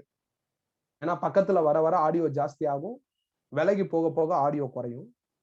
ஆனா இங்க நடந்திருக்கிறது டோட்டலா டிஃபரெண்டா இருக்கு. என்ன காரணம்னா, அப்சர்வர் வேற இடத்துல நின்றுகிட்டு இருக்காரு, ட்ரெயின் வேற இடத்துல போயிட்டு இருக்கு. அப்ப அவருக்கு மொத்தமாவே ஆடியோ கம்மியா தான் கேட்கும். ஒரு பர்டிகுலர் டைம்ல என்ன ஆகும்னா ஒரிஜினல் ஃப்ரீக்வன்சி கேட்கும், அதுக்கப்புறம் இன்னும் குறைய ஆரம்பிச்சிடும். ஸோ இதான் நடந்திருக்கு. ஸோ அப்ப யோசிச்சு பாருங்களேன், நான் இங்க இருக்கேன், என்னோட வீடு உறையூர்ல இருக்கு, ஃபோர்ட் ஸ்டேஷன்ல ட்ரெயின் போகுது, ட்ரெயின் ரொம்ப தூரத்துல வரப்ப எனக்கு கேட்க ஆரம்பிச்சிடும். ஸோ ட்ரெயின் நெருங்க நெருங்க எனக்கு குறையும், ட்ரெயின் விலகி போக போக எனக்கு இன்னும் குறையிற மாதிரி இருக்கும். அதனாலதான் லாங்ல வர ட்ரெயின் சவுண்டு நம்மளுக்கு என்ன ஆகுதுன்னா கேட்க ஆரம்பிச்சிருக்கு. ஸோ இதான் லாஜிக். ஸோ அதுபடி பார்த்தா கிராஃப் டி தான் கரெக்ட், கிராஃப் ஏ கரெக்ட் கிடையாது. இதே ஃபோர்ட் ஸ்டேஷன்ல நான் நின்றுட்டு இருந்தேன்னு வச்சுக்கோங்களேன், அப்ப எப்படி இருக்கும்னா, ஸ்டேஷன்ல ட்ராக் பக்கத்துல நிக்கிறப்ப ட்ரெயின் ரொம்ப தூரத்துல இருக்கிறப்ப எனக்கு ஆடியோ கேட்கும், ட்ரெயின் பக்கத்துல வர வர அந்த ஆடியோ ஜாஸ்தியா கேட்கும், ட்ரெயின் என்னை விட்டு விலகி போக போக ஆடியோ கம்மியா கேட்கும். ஆனா இங்க எனக்கு என்ன ஆகுதுன்னா, நான் ட்ரெயினை விட்டு ரொம்ப தள்ளி இருக்கிறதுனால, சம் ஃபைனட் டிஸ்டன்ஸ்ல இருக்கிறதுனால, ஃபைனட்ங்கிறது சின்ன நம்பர் தான் இருந்தாலும் அதை நான் கன்சிடர் பண்ணணும். அவங்க அந்த வார்த்தையை கொடுத்துட்டாங்க. ஸோ ஃபைனட் டிஸ்டன்ஸ்னா அங்க இருந்து நான் ஒரு 1 கிலோமீட்டர் தள்ளி இருக்கேன்னு எடுத்துக்கலாம். அப்படின்னா இப்போ ஃபோர்ட் ஸ்டேஷன்ல இருந்து எங்க வீடு கரெக்டா 1 கிலோமீட்டர் கிட்ட இருக்கும். இப்ப எனக்கு எப்படி கேட்கும், நான் ட்ராக்ல நின்னுகிட்டு இருக்கிறப்ப எனக்கு கேட்கறதுக்கும் ட்ராக்கை விட்டு டோட்டலா வெளியே இருக்கிறப்ப எனக்கு கேட்கறதுக்கும் வித்தியாசம் இருக்கு. அதனாலதான் நான் இந்த ஃபார்முலாலாம் போட்டு எக்ஸ்பிளைன் பண்ணியிருக்கேன். பட் என்னதான் ஃபார்முலாலாம் போட்டு நான் எக்ஸ்பிளைன் பண்ணியிருந்தாலும் ஆப்ஷன் டி அப்படின்னு தான் நான் மார்க் பண்ணி இம்பார்ட்டன்ட் போட்டிருப்பேன். திங்க்னு எழுதியிருப்பேன். நீ யோசி, எப்படின்னு யோசி. இதை பிக் பண்ணிடாத. எல்லாரோட எண்ணமும் இப்படிதான் இருக்கும். இதை பிக் பண்ணலாம் தான் இருக்கும். இதை பிக் பண்ணிடாத.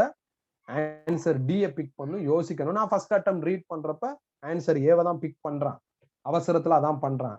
அதுக்கப்புறம் ஃபைனட் டிஸ்டன்ஸ். எப்பயும் நான் ஒரு ஆன்சர் முடிச்சதுக்கு அப்புறம் ஒரு தடவை கொஸ்டினை ரீட் பண்ணி பார்ப்பேன். அதுல இருக்கிற ஏதாவது வார்த்தைக்கு ஏன் ஃபைனட் டிஸ்டன்ஸ்னு சொல்லியிருக்காங்க அப்படின்னு யோசிக்கிறான். யோசிச்சுட்டு நான் இப்ப கரெக்டா சொல்யூஷன் வச்சு கிராஸ் செக் பண்ணி பாக்குறப்ப ஆப்ஷன் ஏ தப்பு, ஆப்ஷன் டி தான் கரெக்ட்னு அடுத்து என்ன ஆகுதுன்னா புரியுது. ஃபர்ஸ்ட் அட்டெம்ப்ட் கண்டிப்பா எல்லாரும் ஆப்ஷன் ஏவை தான் எடுப்போம். நானும் அதான் பண்ணேன். நேச்சுரலா எல்லாருக்கும் வர தப்பு. பட் அவ்வளவு ஈஸியா ஒரு கொஸ்டின் கேட்டுற மாட்டாங்க. அப்ப நான் திருப்பி கொஸ்டினை ரீட் பண்றப்ப ஃபைனட் டிஸ்டன்ஸோட மீனிங். ஃபைனட் டிஸ்டன்ஸ்னா இதுக்கு முன்னாடி எந்த ப்ராப்ளத்திலையும் அந்த ட்ராக்ல நிக்கிறாங்க, ட்ராக் பக்கத்துல நிக்கிறாங்க அப்படின்னு தான் சொல்லுவாங்களே தவிர ட்ராக்கை விட்டு வெளியே நிக்கிறாங்கன்னு சொல்லவே இல்லை. இதான் ஃபர்ஸ்ட் டைமா சொல்லியிருக்காங்க. So we have to think. இதான் நடக்கும். இதான் நடக்கும். தீட்டா கொஞ்சம் கொஞ்சமா அதிகமாக அதிகமாக இந்த வேல்யூ குறையும். அப்ப இதோட இதை மல்டிப்ளை பண்றப்ப இது குறையும். இது குறையிறப்ப இந்த நம்பர் என்ன ஆகும் அப்படின்னா இன்னும் சின்னதாயிரும். இந்த நம்பர் சின்னதாக சின்னதாக என்ன ஆகும்னா ஃப்ரீக்வன்சி ஜாஸ்தி ஆகும். இந்த மாதிரி ஜென்ரல் லாஜிக்லயே நம்மளுக்கு வரும். அதனால கொஞ்சம் கவனமா இருங்க.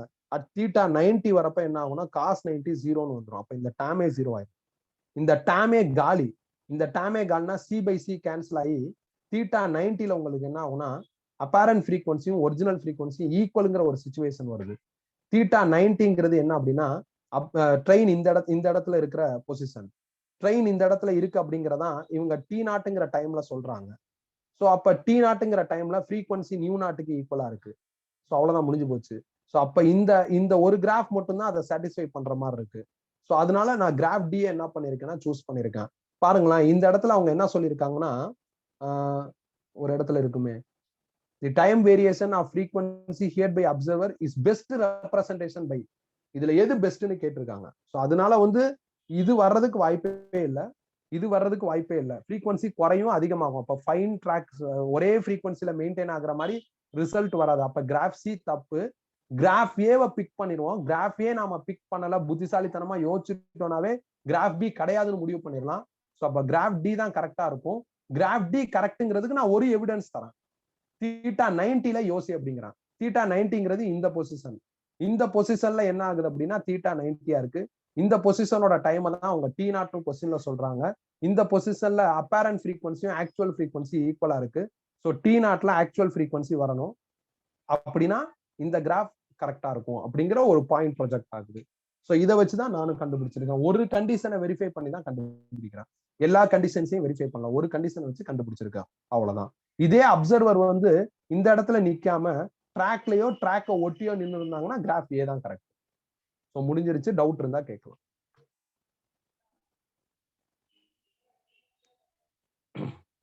கிளியரா? இந்த மாதிரி அப்பப்ப கான்ட்ராவர்சியான கொஸ்டின், திங்கபிளான கொஸ்டின்ஸ் இதெல்லாம் பிசிக்ஸ்ல தான்ப்பா இருக்கும். கெமிஸ்ட்லயோ பயாலஜிலயோ மேக்ஸ்லயோ இந்த அளவுக்கு திங்கபிள் கான்ட்ராவர்சி எல்லாம் இருக்காது. பிசிக்ஸ்ல தான் இருக்கும். நிறைய கொஸ்டின்ஸ் ரியல் டைமோட மேட்ச் பண்ணி ஆன்சர் எடுக்கிற மாதிரி வரும். ஸோ அப்ப இந்த மாதிரி தொல்லைகள்லாம் வரும். ஒரு கிராஃப் பேஸ்டு கொஸ்டின்ஸ் எப்போ வந்தாலும், கிராஃப் கிவன் டேட்டால கொடுத்து கேட்கிற கொஸ்டின் வேற. 4 ஆப்ஷனும் கிராஃபா இருக்கிற கொஸ்டின்ஸ்ல எப்பயும் ஒரு கவனம் இருக்கணும். நுனி அளவுக்கு டவுட் இருந்தாலும் பிக் பண்ணாத, விட்டுரு. கிளியரா? நெக்ஸ்ட் போலாமா? நெக்ஸ்ட் போலாமா? நீங்க முடிஞ்சா கிளாஸ் முடிஞ்சதுக்கு அப்புறம் இந்த மாதிரி டயக்ராம் போட்டு ஒரு கேஸ் தீட்டா 90ங்கிற கேஸை மட்டும் என்ன பண்ணுங்க, அனலைஸ் பண்ணுங்க. அனலைஸ் பண்ணி என்ன பண்ணிருங்க, ஆப்ஷன் டி கரெக்ட்னு பிக் பண்ணுங்க. சரி, ஓகே. நான் கொஸ்டின் நம்பர் 9 போறேன். A stationary observer receives sound from 2 identical tuning forks, one of which approaches and the other one recedes with the same speed, much less than the speed of sound. The observer hears 2 beats per second. The oscillation frequency of each tuning fork is 1400 hertz and the velocity of sound in air is 350 meter per second. The speed of each tuning fork is close to. நான் தான்ப்பா stationary observer. ஒரு tuning folk ஒரு certain ஸ்பீட்ல என்னை approach பண்ணுது. இன்னொரு tuning folk விலகி போகுது. இதோட ஒரிஜினல் ஃப்ரீக்வன்சி 1400, இதோட ஒரிஜினல் ஃப்ரீக்வன்சி 1400. இதோட ஸ்பீட சப்போஸ் நான் விஎக்ஸ்ன்னு எடுத்துக்கிறேன்னா இதோட ஸ்பீடும் விஎக்ஸ் தான். ஏன்னா ரெண்டு பேரும் ஒரே ஸ்பீட்ல தான் டிராவல் ஆகுறாங்க அப்படின்னு சொல்லிட்டாங்க. இப்ப இதை அப்ரோச் பண்றதுனால எனக்கு ஜாஸ்தி ஃப்ரீக்வன்சி கேட்கும், இது விலகி போறதுனால எனக்கு கம்மி ஃப்ரீக்வன்சி கேட்கும். இது ரெண்டையுமே சேர்த்து கேட்கிறப்ப எனக்கு 2 பீட் வருது. அப்ப அப்ரோச்னால ஜாஸ்தி, விலகி போறவனால கம்மி, இது ரெண்டையும் கழிச்சா 2 பீட் வருது. அப்ப இந்த டியூனிங் ஃபோக்கோட ஸ்பீட் என்னவா இருக்கும்? இதான் கொஸ்டின். ஒரு டியூனிங் ஃபோக் அப்ரோச் பண்ணுது, அப்ப மேல பிளஸ் கீழே மைனஸ். இன்னொரு டியூனிங் ஃபோக் விலகி போகுது, அப்ப ஆடியோ கம்மியா கேட்கும், மேல மைனஸ் கீழே பிளஸ். சோ இதுல டேட்டாஸ் ஃபில் பண்ணுவோம். N 1400, வி சவுண்டோட ஸ்பீடு அது 350ன்னு கொடுத்துட்டாங்க. V naught observer speed, observer stationary observer, அப்ப 0. விஎஸ்ங்கிறது சவுண்ட கிரியேட் பண்றவங்களோட ஸ்பீடு, அதான் டியூனிங் ஃபோக்கு, அதோட ஸ்பீடு தான் கால்குலேட் பண்ண சொல்லியிருக்காங்க. அப்ப நாம இந்த விஎஸ் தான் கால்குலேட் பண்ணணும். ஸோ டேட்டாஸை ஃபில் பண்றான். ஸோ எண்ணுக்கு பதில் 1400, V retain, V naught 0, VS retain, V retain. அடுத்து N dash, V retain, V naught 0, VS retain, V retain, N 1400. Approach பண்றப்ப ஜாஸ்தியா கேட்கும், விலகி போறப்ப கம்மியா கேட்கும். இது ரெண்டையும் கழிச்சா 2 பீட் வருதுன்னு சொல்றாங்க. அதனால இது ரெண்டையும் கழிச்சு டூனிங் எழுதிட்டான். இப்ப டேட்டாவை போடணும், சிம்பிளிஃபை பண்ணணும், ஆன்சர் எடுக்கணும். ஸோ வி கொஸ்டின்ல 315 இருக்கு, எழுதிட்டான். பாருங்க சிம்பிளிஃபிகேஷன் பெருசா இருக்கும். வி 350 எழுதிட்டான். இந்த 1400 இது ரெண்டையும் காமனா எடுத்துட்டான். ஏன்னா இங்கேயும் 350 வரும், 1400 இருக்கு, காமனா எடுத்துட்டான். இன்டூ 1 டிவைடட் பை கீழே விக்கு 350 விஎஸ் வேணும், மைனஸ் 1 டிவைடட் பை கீழே 350 விஎஸ் வேணும். 2 பீட் ப்ரொடியூஸ் ஆயிருக்கு. அடுத்து இதை கிராஸ் மல்டிப்ளை பண்ணா 350 பிளஸ் விஎஸ், அப்புறம் என்ன ஆகும் அப்படின்னா இது இங்கிட்டு வரப்ப மைனஸ் 350 பிளஸ் விஎஸ்ன்னு வந்துடும். இது ஏ மைனஸ் பி இன்ட்டு ஏ பிளஸ் பின்னு இருக்கு, அப்ப ஏ ஸ்கொயர் மைனஸ் பி ஸ்கொயர்னு வரும். ரைட் சைட்ல 2, இந்த 350 இன்ட்டு 1400 அப்படியே வச்சிருக்கேன். இந்த பிளஸ் 350 மைனஸ் 350 கேன்சல் ஆயிரும். விஎஸ் பிளஸ் விஎஸ் 2 விஎஸ்ன்னு வந்துடும். இது அப்படியே உள்ள கொண்டு போயிட்டேன். இதை இங்கிட்டு கிராஸ் பண்ணிட்டேன். இங்கிட்டு கிராஸ் பண்றப்ப 2 இன்டூ 350 ஸ்கொயர்டுங்கிறது 122,500, விஎஸ் ஸ்கொயர்டு அப்படியே வச்சிருக்கேன். இந்த 2 கேன்சல் ஆயிரும். அப்ப எனக்கு இதே மல்டிப்ளை பண்றப்ப 4940 விஎஸ்ன்னு வருது. இந்த டேர்ம்ல இருக்கிற மைனஸ் விஎஸ் ஸ்கொயர்டு இங்கிட்டு வந்துருச்சுன்னா பிளஸ் விஎஸ் ஸ்கொயர்டு. இந்த 1222500 இங்கிட்டு வந்துருச்சுன்னா மைனஸ்ல வந்துடும், இஸ் ஈக்குவல் டு 0. இப்ப இது ஒரு குவாட்ரடிக் ஈக்குவேஷன், அதுல இருந்து நான் விஎஸ் கண்டுபிடிச்சிக்கலாம். அவ்வளவுதான். எனக்கு விஎஸ் என்ன ஆகுது அப்படின்னா மைனஸ் 0.25, அதாவது மைனஸ் 1/4 மீட்டர் பெர் செகண்ட் வருது. மைனஸ் 1/4க்கு பதில் நான் பிளஸ் 1/4ன்னு எடுத்துக்கலாம். ஏன்னா ஒரு தடவை விலகி போகுது, ஒரு தடவை அப்ரோச் பண்ணதுல விலகி போறப்ப நெகட்டிவ் ஸ்பீடாகவும் அப்ரோச் ஆகுறப்ப பாசிட்டிவ் ஸ்பீடாகவும் காமிக்கும். ஸோ அதனால இங்க நெகட்டிவ் ஆன்சர் வருது ஒன்றும் தப்பு கிடையாது. ஸோ அதனால நெகட்டிவ் ஆன்சர் வந்தாலும் நான் கடைசியா என்ன பண்ணிக்கலாம்னா பாசிட்டிவா எடுத்துக்கலாம். கொஞ்சம் கால்குலேஷன் டஃபா இருக்கு, அவ்வளவுதான். கால்குலேஷன் டஃப் தானே தவிர கான்செப்ட் டஃப் கிடையாது.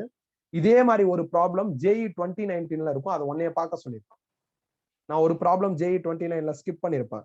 ஸோ அதுல பாத்தீங்கன்னா இதே மாடல் இருக்கும். அதுல கால்குலேஷன் ஈஸியா இருந்தது. நான் அதனாலதான் அதை நடத்தாம இதை நடத்துறேன். இதுல கொஞ்சம் கால்குலேஷன் டஃப், பட் கான்செப்ட் எல்லாம் ஈஸி தான். ஒரு டியூனிங் ஃபோக் பக்கத்துல வருது, இன்னொன்னு விலகி போகுது. பக்கத்துல வரப்ப ஆடியோ ஜாஸ்தியா கேட்கும், விலகி போறப்ப ஆடியோ கம்மியா கேட்கும். இது ரெண்டையும் அப்சர்வர் ஆகிய நான் கேட்கிறேன், நான் ரெஸ்ட்ல தான் இருக்கேன். ரெண்டையுமே கேட்கிறப்ப எனக்கு 2 பீட் ஃபீல் ஆகுது. அப்ப ஜாஸ்தில இருந்து கம்மி ஃப்ரீக்வன்சியை கழிச்சிட்டா பீட் கிடைச்சிரும். ஜாஸ்தி ஃப்ரீக்வன்சி இங்க இருக்கு ஃபர்ஸ்ட் லைன்ல, கம்மி ஃப்ரீக்வன்சி இங்க இருக்கு, கழிச்சிருக்கேன், பீட் வந்துருச்சு. நவ் சிம்பிளிஃபிகேஷன், அது தப்பு இல்லாம பண்ணணும், அவ்வளவுதான். இந்த கொஸ்டினுக்கான ஆன்சர் ஓவர். டவுட் இருந்தா கேட்கலாம்.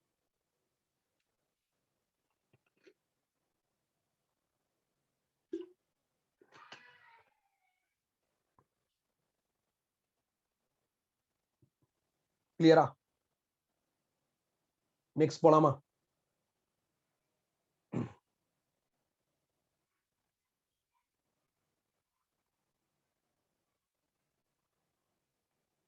ஓகேப்பா. சோ அடுத்த question. 3 harmonic waves having equal frequency nu and same intensity I0 have phase angle 0, π/4 and minus π/4 respectively. When they are superimposed, the intensity of resultant wave is close to. 3 same intensity இருக்கிற 3 வேவை add பண்ணா வர result என்ன அப்படின்னு கேக்குறாங்கப்பா. 3 வேவை எப்பயும் பல்கா add பண்ணாதீங்க. 2 add பண்ணி அந்த 2ஓட ரிசல்ட்டை கொண்டு போய் 3ஆவதுல ஆட் பண்ணுங்க. அப்ப ஆன்சர் வந்துடும். 3 வேவுக்கும் ஒரே intensity. Intensity I directly proportional to amplitude square. When I directly proportional to amplitude square அப்படின்னா 3 வேவுக்கும் ஒரே ஆம்பிளிடியூட்னு அர்த்தம். 3 வேவோட இன்டென்சிட்டியும் I0ன்னு சொல்லிட்டாங்க. அப்ப 3 வேவோட ஆம்பிளிடியூட் ஈக்குவலா இருக்கும். ஒரு வேவ் 0 ஃபேஸ்ல இருக்கு, ஒரு வேவ் +π/4ல இருக்கு, இன்னொரு வேவ் -π/4ல இருக்கு. இதை வந்து கிராஃபிக்கலா நான் இப்படி எழுதுறேன். ஃபர்ஸ்ட் வேவ் 0ல இருக்கு, அதோட ஆம்பிளிடியூட் A. ரெண்டாவது வேவ் +π/4ல இருக்கு, அதோட ஆம்பிளிடியூட் A. மூணாவது வேவ் -π/4ல இருக்கு, அதனால கீழே வரைஞ்சிருக்கு, அதோட ஆம்பிளிடியூட் A. இது A1, இது A2, இது A3ன்னு நீங்க தாராளமா போட்டுக்கலாம். போட்டேன்.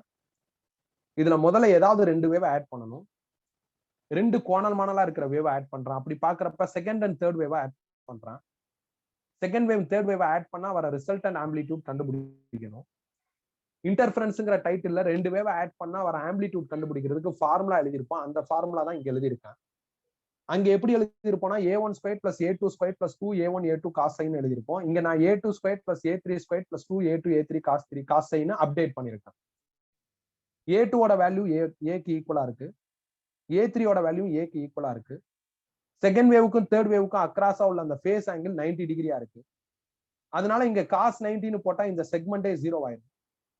அப்ப எனக்கு என்ன ஆகும்னா √A² + A² + 2A² cos 90 cos 90 0ங்கிறதுனால இதை சிம்பிளிஃபை பண்றப்ப √2A²ன்னு ஒன்று. √2A² சிம்பிளிஃபை பண்ணா √2A ஒன்று. ஸோ அப்ப செகண்ட் அண்ட் தேர்டை நான் ஆட் பண்ணி ரிசல்ட் எடுத்துட்டேன். இதோட டைரக்ஷன் எனக்கு வேணும். ஏன்னா 2 வெக்டார்ஸையோ இல்ல 2 வேவ்ஸையோ ஆட் பண்ணா ஒரு ரிசல்ட் வருதுன்னா அந்த ரிசல்ட் எந்த டைரக்ஷன்ல இருக்கு அப்படிங்கிறத கண்டுபிடிக்கணும். எப்பயுமே 2 ஈக்குவல் வெக்டார்ஸ் ஆட் பண்ணீங்கன்னா ரிசல்ட் மிடில்ல வரும். இங்க செகண்ட் வேவோட ஆம்பிளிடியூடும் தேர்ட் வேவோட ஆம்பிளிடியூடும் ஈக்குவலா இருக்கிறதுனால உங்களுக்கு ரிசல்ட் என்ன ஆகும் அப்படின்னா மிடில்ல ப்ரொஜெக்ட் ஆகும். மிடில்ல ஆல்ரெடி ஃபர்ஸ்ட் வேவ் ப்ராக்ரஸ் ஆயிட்டு இருக்கு. ஃபர்ஸ்ட் வேவ் எந்த சைடு ப்ராக்ரஸ் ஆகுதோ அதே சைடுல உங்களுக்கு என்ன ஆயிரும் அப்படின்னா இந்த ரிசல்ட்டும் ப்ரொஜெக்ட் ஆயிரும். ரிசல்ட்டுக்கு நான் வச்சிருக்கிற பேர் A23. ஸோ அப்ப A23 = √2A இதே டைரக்ஷன்ல ப்ரொஜெக்ட் ஆகும். அதனாலதான் இதை இம்பார்ட்டன்ட்னு போட்டிருக்கேன். ஓரளவுக்கு வெக்டார்ல நல்ல நாலேஜ் இருந்ததுன்னா இதெல்லாம் புரிஞ்சிடும். வெக்டார்ல நல்ல நாலேஜ் வேணும்னா எலக்ட்ரோஸ்டாட்டிக்ஸ்ல force based problem, electric field problem பார்த்தா போதும். அதுல இந்த மாதிரி நிறைய விஷயங்கள் நம்ம என்ன பண்ணிருப்போம்னா பேசியிருப்போம். என்கிட்ட படிச்சவங்களுக்கு தெரியும். தெரியலன்னா தெரிஞ்சுக்கங்க, தெரியலன்னா அசால்ட்டா இருக்கக்கூடாது. இப்ப நீ ரிசல்ட்டுக்கு ஒரு ரிசல்ட் வச்சு ஒரு டயக்ராம் வரைஞ்சிட்ட. இப்ப இந்த புது டயக்ராம்ல பாக்குறப்ப 2 வேவும் ஒரே டைரக்ஷன்ல போகுது. 2 வேவ் ஒரே டைரக்ஷன்ல போனா நீ ஆட் பண்ணிக்கலாம். அப்ப இது ரெண்டையும் ஆட் பண்ணா ஃபைனல் ஆம்பிளிடியூட் கிடைச்சிரும். அப்ப final amplitude A = A23 + A1. A23ஓட வேல்யூ √2A, A1ஓட வேல்யூ A. அப்ப இத ரெண்டையும் சால்வ் பண்றப்ப எனக்கு 2.414A அப்படின்னு வருது. இத ஸ்கொயர் பண்ணா எனக்கு இன்டென்சிட்டி கிடைச்சிரும். சோ அப்ப intensity I directly proportional to amplitude square. அப்ப இத ஸ்கொயர் பண்றப்ப எனக்கு 5.82A² வருது. A²ங்கிறது இந்த 3 சவுண்ட் வேவ்ல ஏதோ ஒரு வேவோட இன்டென்சிட்டி I0. அவங்க 3 சவுண்ட் வேவுக்கும் காமன் இன்டென்சிட்டின்னு தான் சொல்லியிருக்காங்க. அதனால A²க்கு பதில் I0 ரீப்ளேஸ் பண்ணிக்கலாம். அவ்வளவுதான். அங்க இருந்து தான் நான் ஆரம்பிச்சேன். I0 directly proportional to A². இதுதான் அவங்க சொல்லியிருக்காங்க. ஃபர்ஸ்ட் வேவுக்கு இதான், செகண்ட் வேவுக்கு இதான், தேர்ட் வேவுக்கு இதான். நான் I0 வச்சு ப்ராப்ளம ப்ராக்ரஸ் பண்ணாம ஏவை வச்சு ப்ராக்ரஸ் பண்ணிட்டு திருப்பி ஏவை என்ன பண்ணிருக்கேன்னா I0 ரீப்ளேஸ் பண்ணிருக்கேன். அதுதான் நடந்திருக்கு. என்னைய பொறுத்தவரையும் இந்த கொஸ்டின் வெக்டார் அடிஷன். அவ்வளவுதான். பேருக்கு தான் sound wave, interference, super impose அந்த மாதிரி வார்த்தைகள்லாம் இருக்கு. லாஜிக்கலா இதுல இருக்கிற மேக்ஸ் என்ன அப்படின்னா வெக்டார் அடிஷன் தான். வெக்டார் அடிஷன் நல்லா தெரிஞ்சு அப்படின்னா நீ ஈஸியா என்ன பண்ணலாம்னா இதுக்கு ஆன்சர் எடுத்துடலாம். அவ்வளவுதான். டவுட் இருந்தா கேட்கலாம்.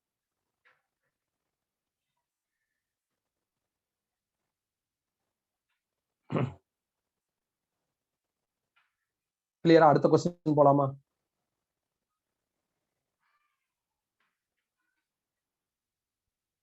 நெக்ஸ்ட் போலாமா?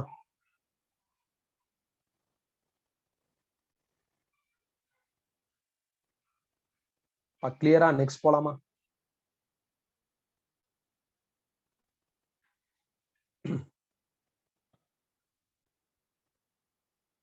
Okay, next question. A wire of density 9 × 10⁻³ kg cm/3 is stretched between 2 clamps 1 meter apart. The resulting strain in the wire is 4.9 × 10⁻⁴. The lowest frequency of transverse vibration in the wire bracketல Young's modulus கொடுத்திருக்காங்க. To the nearest integer. ஒரு ஒயரோட density கொடுத்துருக்காங்க, நல்லா ஞாபகம் வச்சுக்கோங்க. Linear density கிடையாது, சாதா density கொடுத்துருக்காங்க. ஒயரோட length கொடுத்துருக்காங்க, நல்லா இழுத்து பிடிச்சு கட்டி இருக்கிறதுனால வர ஸ்ட்ரெயின் கொடுத்துருக்காங்க, யங்ஸ் மாடுலஸ் கொடுத்துருக்காங்க, லோவஸ்ட் ஃப்ரீக்வன்சினா ஃபண்டமெண்டல் ஃப்ரீக்வன்சி கேட்டிருக்காங்க. ஃபண்டமெண்டல் ஃப்ரீக்வன்சியோட ஃபார்முலா என்ன அப்படின்னா 1/2L × √T/m.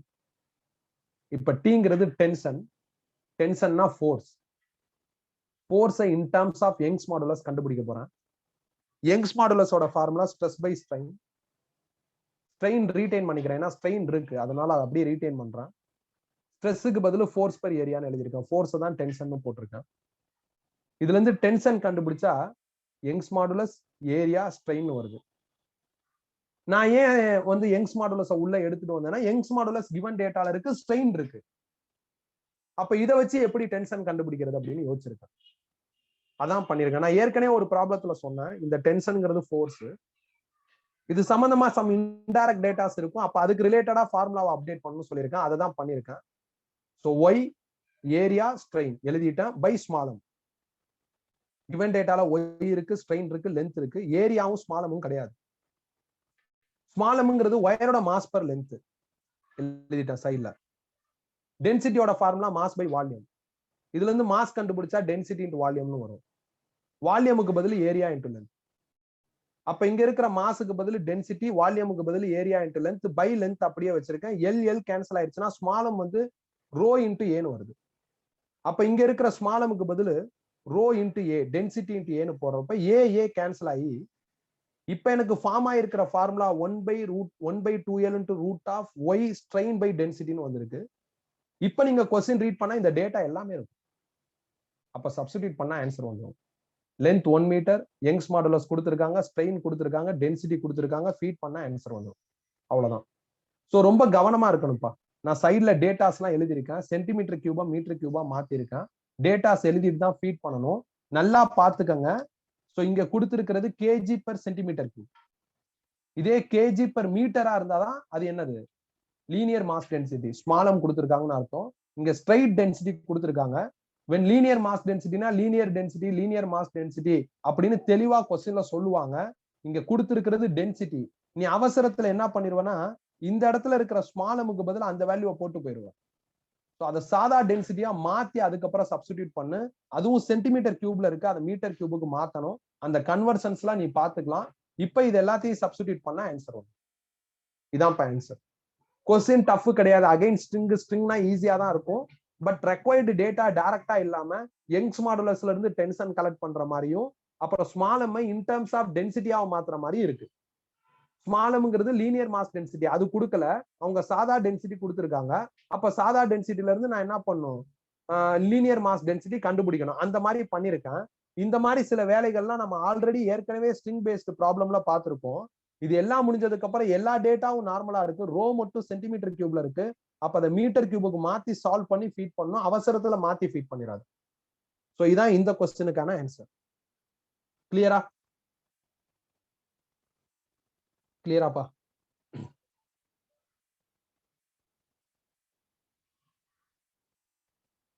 நெக்ஸ்ட் போலாமா?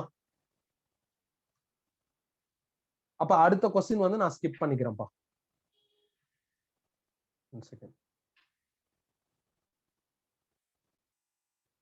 அடுத்த கொஸ்டின் பாத்திரலாம். அதுக்கு அடுத்த கொஸ்டின் ஸ்கிப் பண்ற மாதிரி இருக்கும்.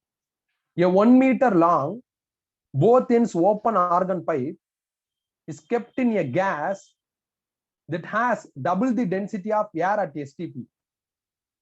Assuming the speed of sound in air at STP is 300 meter per second, the frequency difference between fundamental and second harmonic of this pipe is. அவங்க என்ன சொல்றாங்கன்னா, ரெண்டு பக்கமும் ஓப்பனா இருக்கிற ஒரு ஓப்பன் பைப், அதோட லென்த் 1 மீட்டர், அது ஒரு கேஸ்ல வச்சுட்டாங்க. அந்த கேஸோட டென்சிட்டி எப்படி இருக்குன்னா ஏர் டென்சிட்டி மாதிரி டபுளா இருக்கு. இது ஒண்ணு. இந்த மாதிரி கேஸ்ல பைப் இருக்கு. அந்த பைப்ல ப்ரொடியூஸ் ஆகிற ஃபண்டமெண்டல் ஃப்ரீக்வன்சிக்கும் செகண்ட் ஹார்மோனிக் ஃப்ரீக்வன்சிக்கும் என்ன டிஃபரன்ஸ்னு கேட்கறாங்க. ஃபண்டமெண்டல் ஃப்ரீக்வன்சியோட ஃபார்முலா V/2L, செகண்ட் ஹார்மோனிக்னா 2V/2L. நான் வீன்னு போடாம V' போட்டிருக்கேன். V' என்ன அப்படின்னா சவுண்டோட ஸ்பீட் இன் கேஸ். அவங்க சவுண்டோட ஸ்பீட் இன் ஏர் கொடுத்துட்டாங்க. சவுண்டோட ஸ்பீட் இன் கேஸ் நாம கண்டுபிடிக்கணும். சவுண்டோட ஸ்பீடு இன் டர்ம்ஸ் ஆஃப் டெம்பரேச்சர்ல எவாலுவேட் பண்றதுக்கு லாப்லாஸ் ஒரு ஃபார்முலா கொடுத்திருக்காரு. அது என்ன அப்படின்னா v is equal to square root of RT nu by m. But கொஸ்டின்ல டென்சிட்டி பிளே ஆயிருக்கு. அப்ப m இன் டர்ம்ஸ் ஆஃப் டென்சிட்டியா மாத்தணும். டென்சிட்டியோட ஃபார்முலா மாஸ் பை வால்யூம். இதுல இருந்து m கண்டுபிடிச்சா டென்சிட்டி இன்டு வால்யூம்னு வரும். அதை இங்க ஃபில் பண்ணிட்டேன். இப்ப நான் எழுதியிருக்கிற இந்த ஃபார்முலா யாருக்கு, ஆனா அவங்க யாருன்னு சொல்லல. டியூப வேற ஏதோ ஒரு கேஸ்ல வச்சிருக்காங்க. அந்த கேஸ்ல ஸ்பீட் என்ன அப்படின்னு கண்டுபிடிக்கணும். சவுண்டோட ஸ்பீட் என்னன்னு கண்டுபிடிக்கணும். அதை v டேஷ்னு எழுதுறேன். எந்த மாற்றமும் கிடையாது. ஒரே ஒரு சின்ன மாற்றம் தான். டென்சிட்டி ரோவுக்கு பதில் 2 ரோன்னு போடும். வேற எந்த மாற்றமும் கிடையாது. டி எஸ்டிபில ஒரே டெம்பரேச்சர் தான் 2 டைம் வரும். R constant. வால்யூம் அந்த டியூப்ல ஒரே மாதிரி இருக்கிற மாதிரி அஸ்யூம் பண்ணிக்கலாம். நியூ பத்தி எதுவும் அவங்க சொல்லல. ஏர்னா கேஸ்னா என்ன, மோனோஅட்டாமிக் டைஅட்டாமிக் அந்த கிளாரிட்டி எல்லாம் இல்ல. அதனால நான் அதெல்லாம் அப்படியே வச்சிருக்கேன். சோ இதை வச்சு நான் என்ன பண்றேன்னா கேஸ்ல டிராவல் ஆகுற அந்த சவுண்டோட ஸ்பீட் v டேஷ கண்டுபிடிச்சிட்டேன், which is v by root. அதை இங்க சப்ஸ்டிடியூட் பண்ணிக்கிறேன்ப்பா. அப்ப எண்ணுக்கு பதில் எனக்கு என்ன ஆகும்னா v டேஷ் பதில் v by root 2 by 2l. n டேஷ்ல இருக்கிற இந்த v டேஷ்க்கு பதில் v by root 2 by 2l. மித்ததெல்லாம் அப்படியே வச்சிருக்கேன். இது ரெண்டையும் மைனஸ் பண்ண சொல்றாங்க. இது ரெண்டையும் மைனஸ் பண்றேன். சோ ரெண்டுலயுமே எனக்கு எது எதெல்லாம் காமனா இருக்கு அப்படின்னா v by root 2 காமனா இருக்கு, கீழே இருக்கிற 2l காமனா இருக்கு, மிச்சம் வெளியே எடுத்துட்டா 2 - 1 வரும். இதுக்கப்புறம் டேட்டா ஃபீட் பண்ணா ஆன்சர் வந்துடும். கொஸ்டினை கவனமா ரீட் பண்ணும்.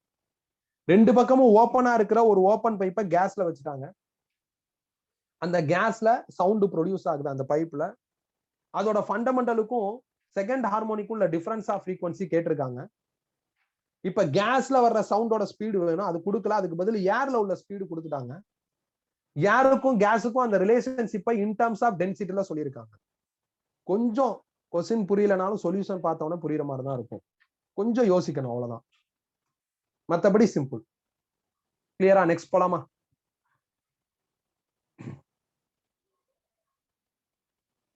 கிளியராப்பா? டியூப் கேஸ்ல இருக்கு. அதுல வர ஃபண்டமெண்டல் ஃப்ரீக்வன்சிக்கும் செகண்ட் ஓவர்டோனுக்கும் உள்ள டிஃபரன்ஸ் கேட்டிருக்காங்க, கண்டுபிடிச்சாச்சு. இதான் டிஃபரன்ஸ். இது ரெண்டையும் கழிச்சா வந்துடும். இதுல v டேஷ்னா கேஸ்ல சவுண்டோட ஸ்பீடு வேணும். இங்க ஏதோ ஒரு கேஸ் வச்சிருக்காங்க, அதோட டென்சிட்டி பத்தி பேசியிருக்காங்க. அப்ப ஏற ரெஃபரன்ஸா வச்சு கேஸ்ல என்ன ஸ்பீட் அப்படிங்கிறத கண்டுபிடிக்கணும். கிளியரா? அடுத்து போலாமா?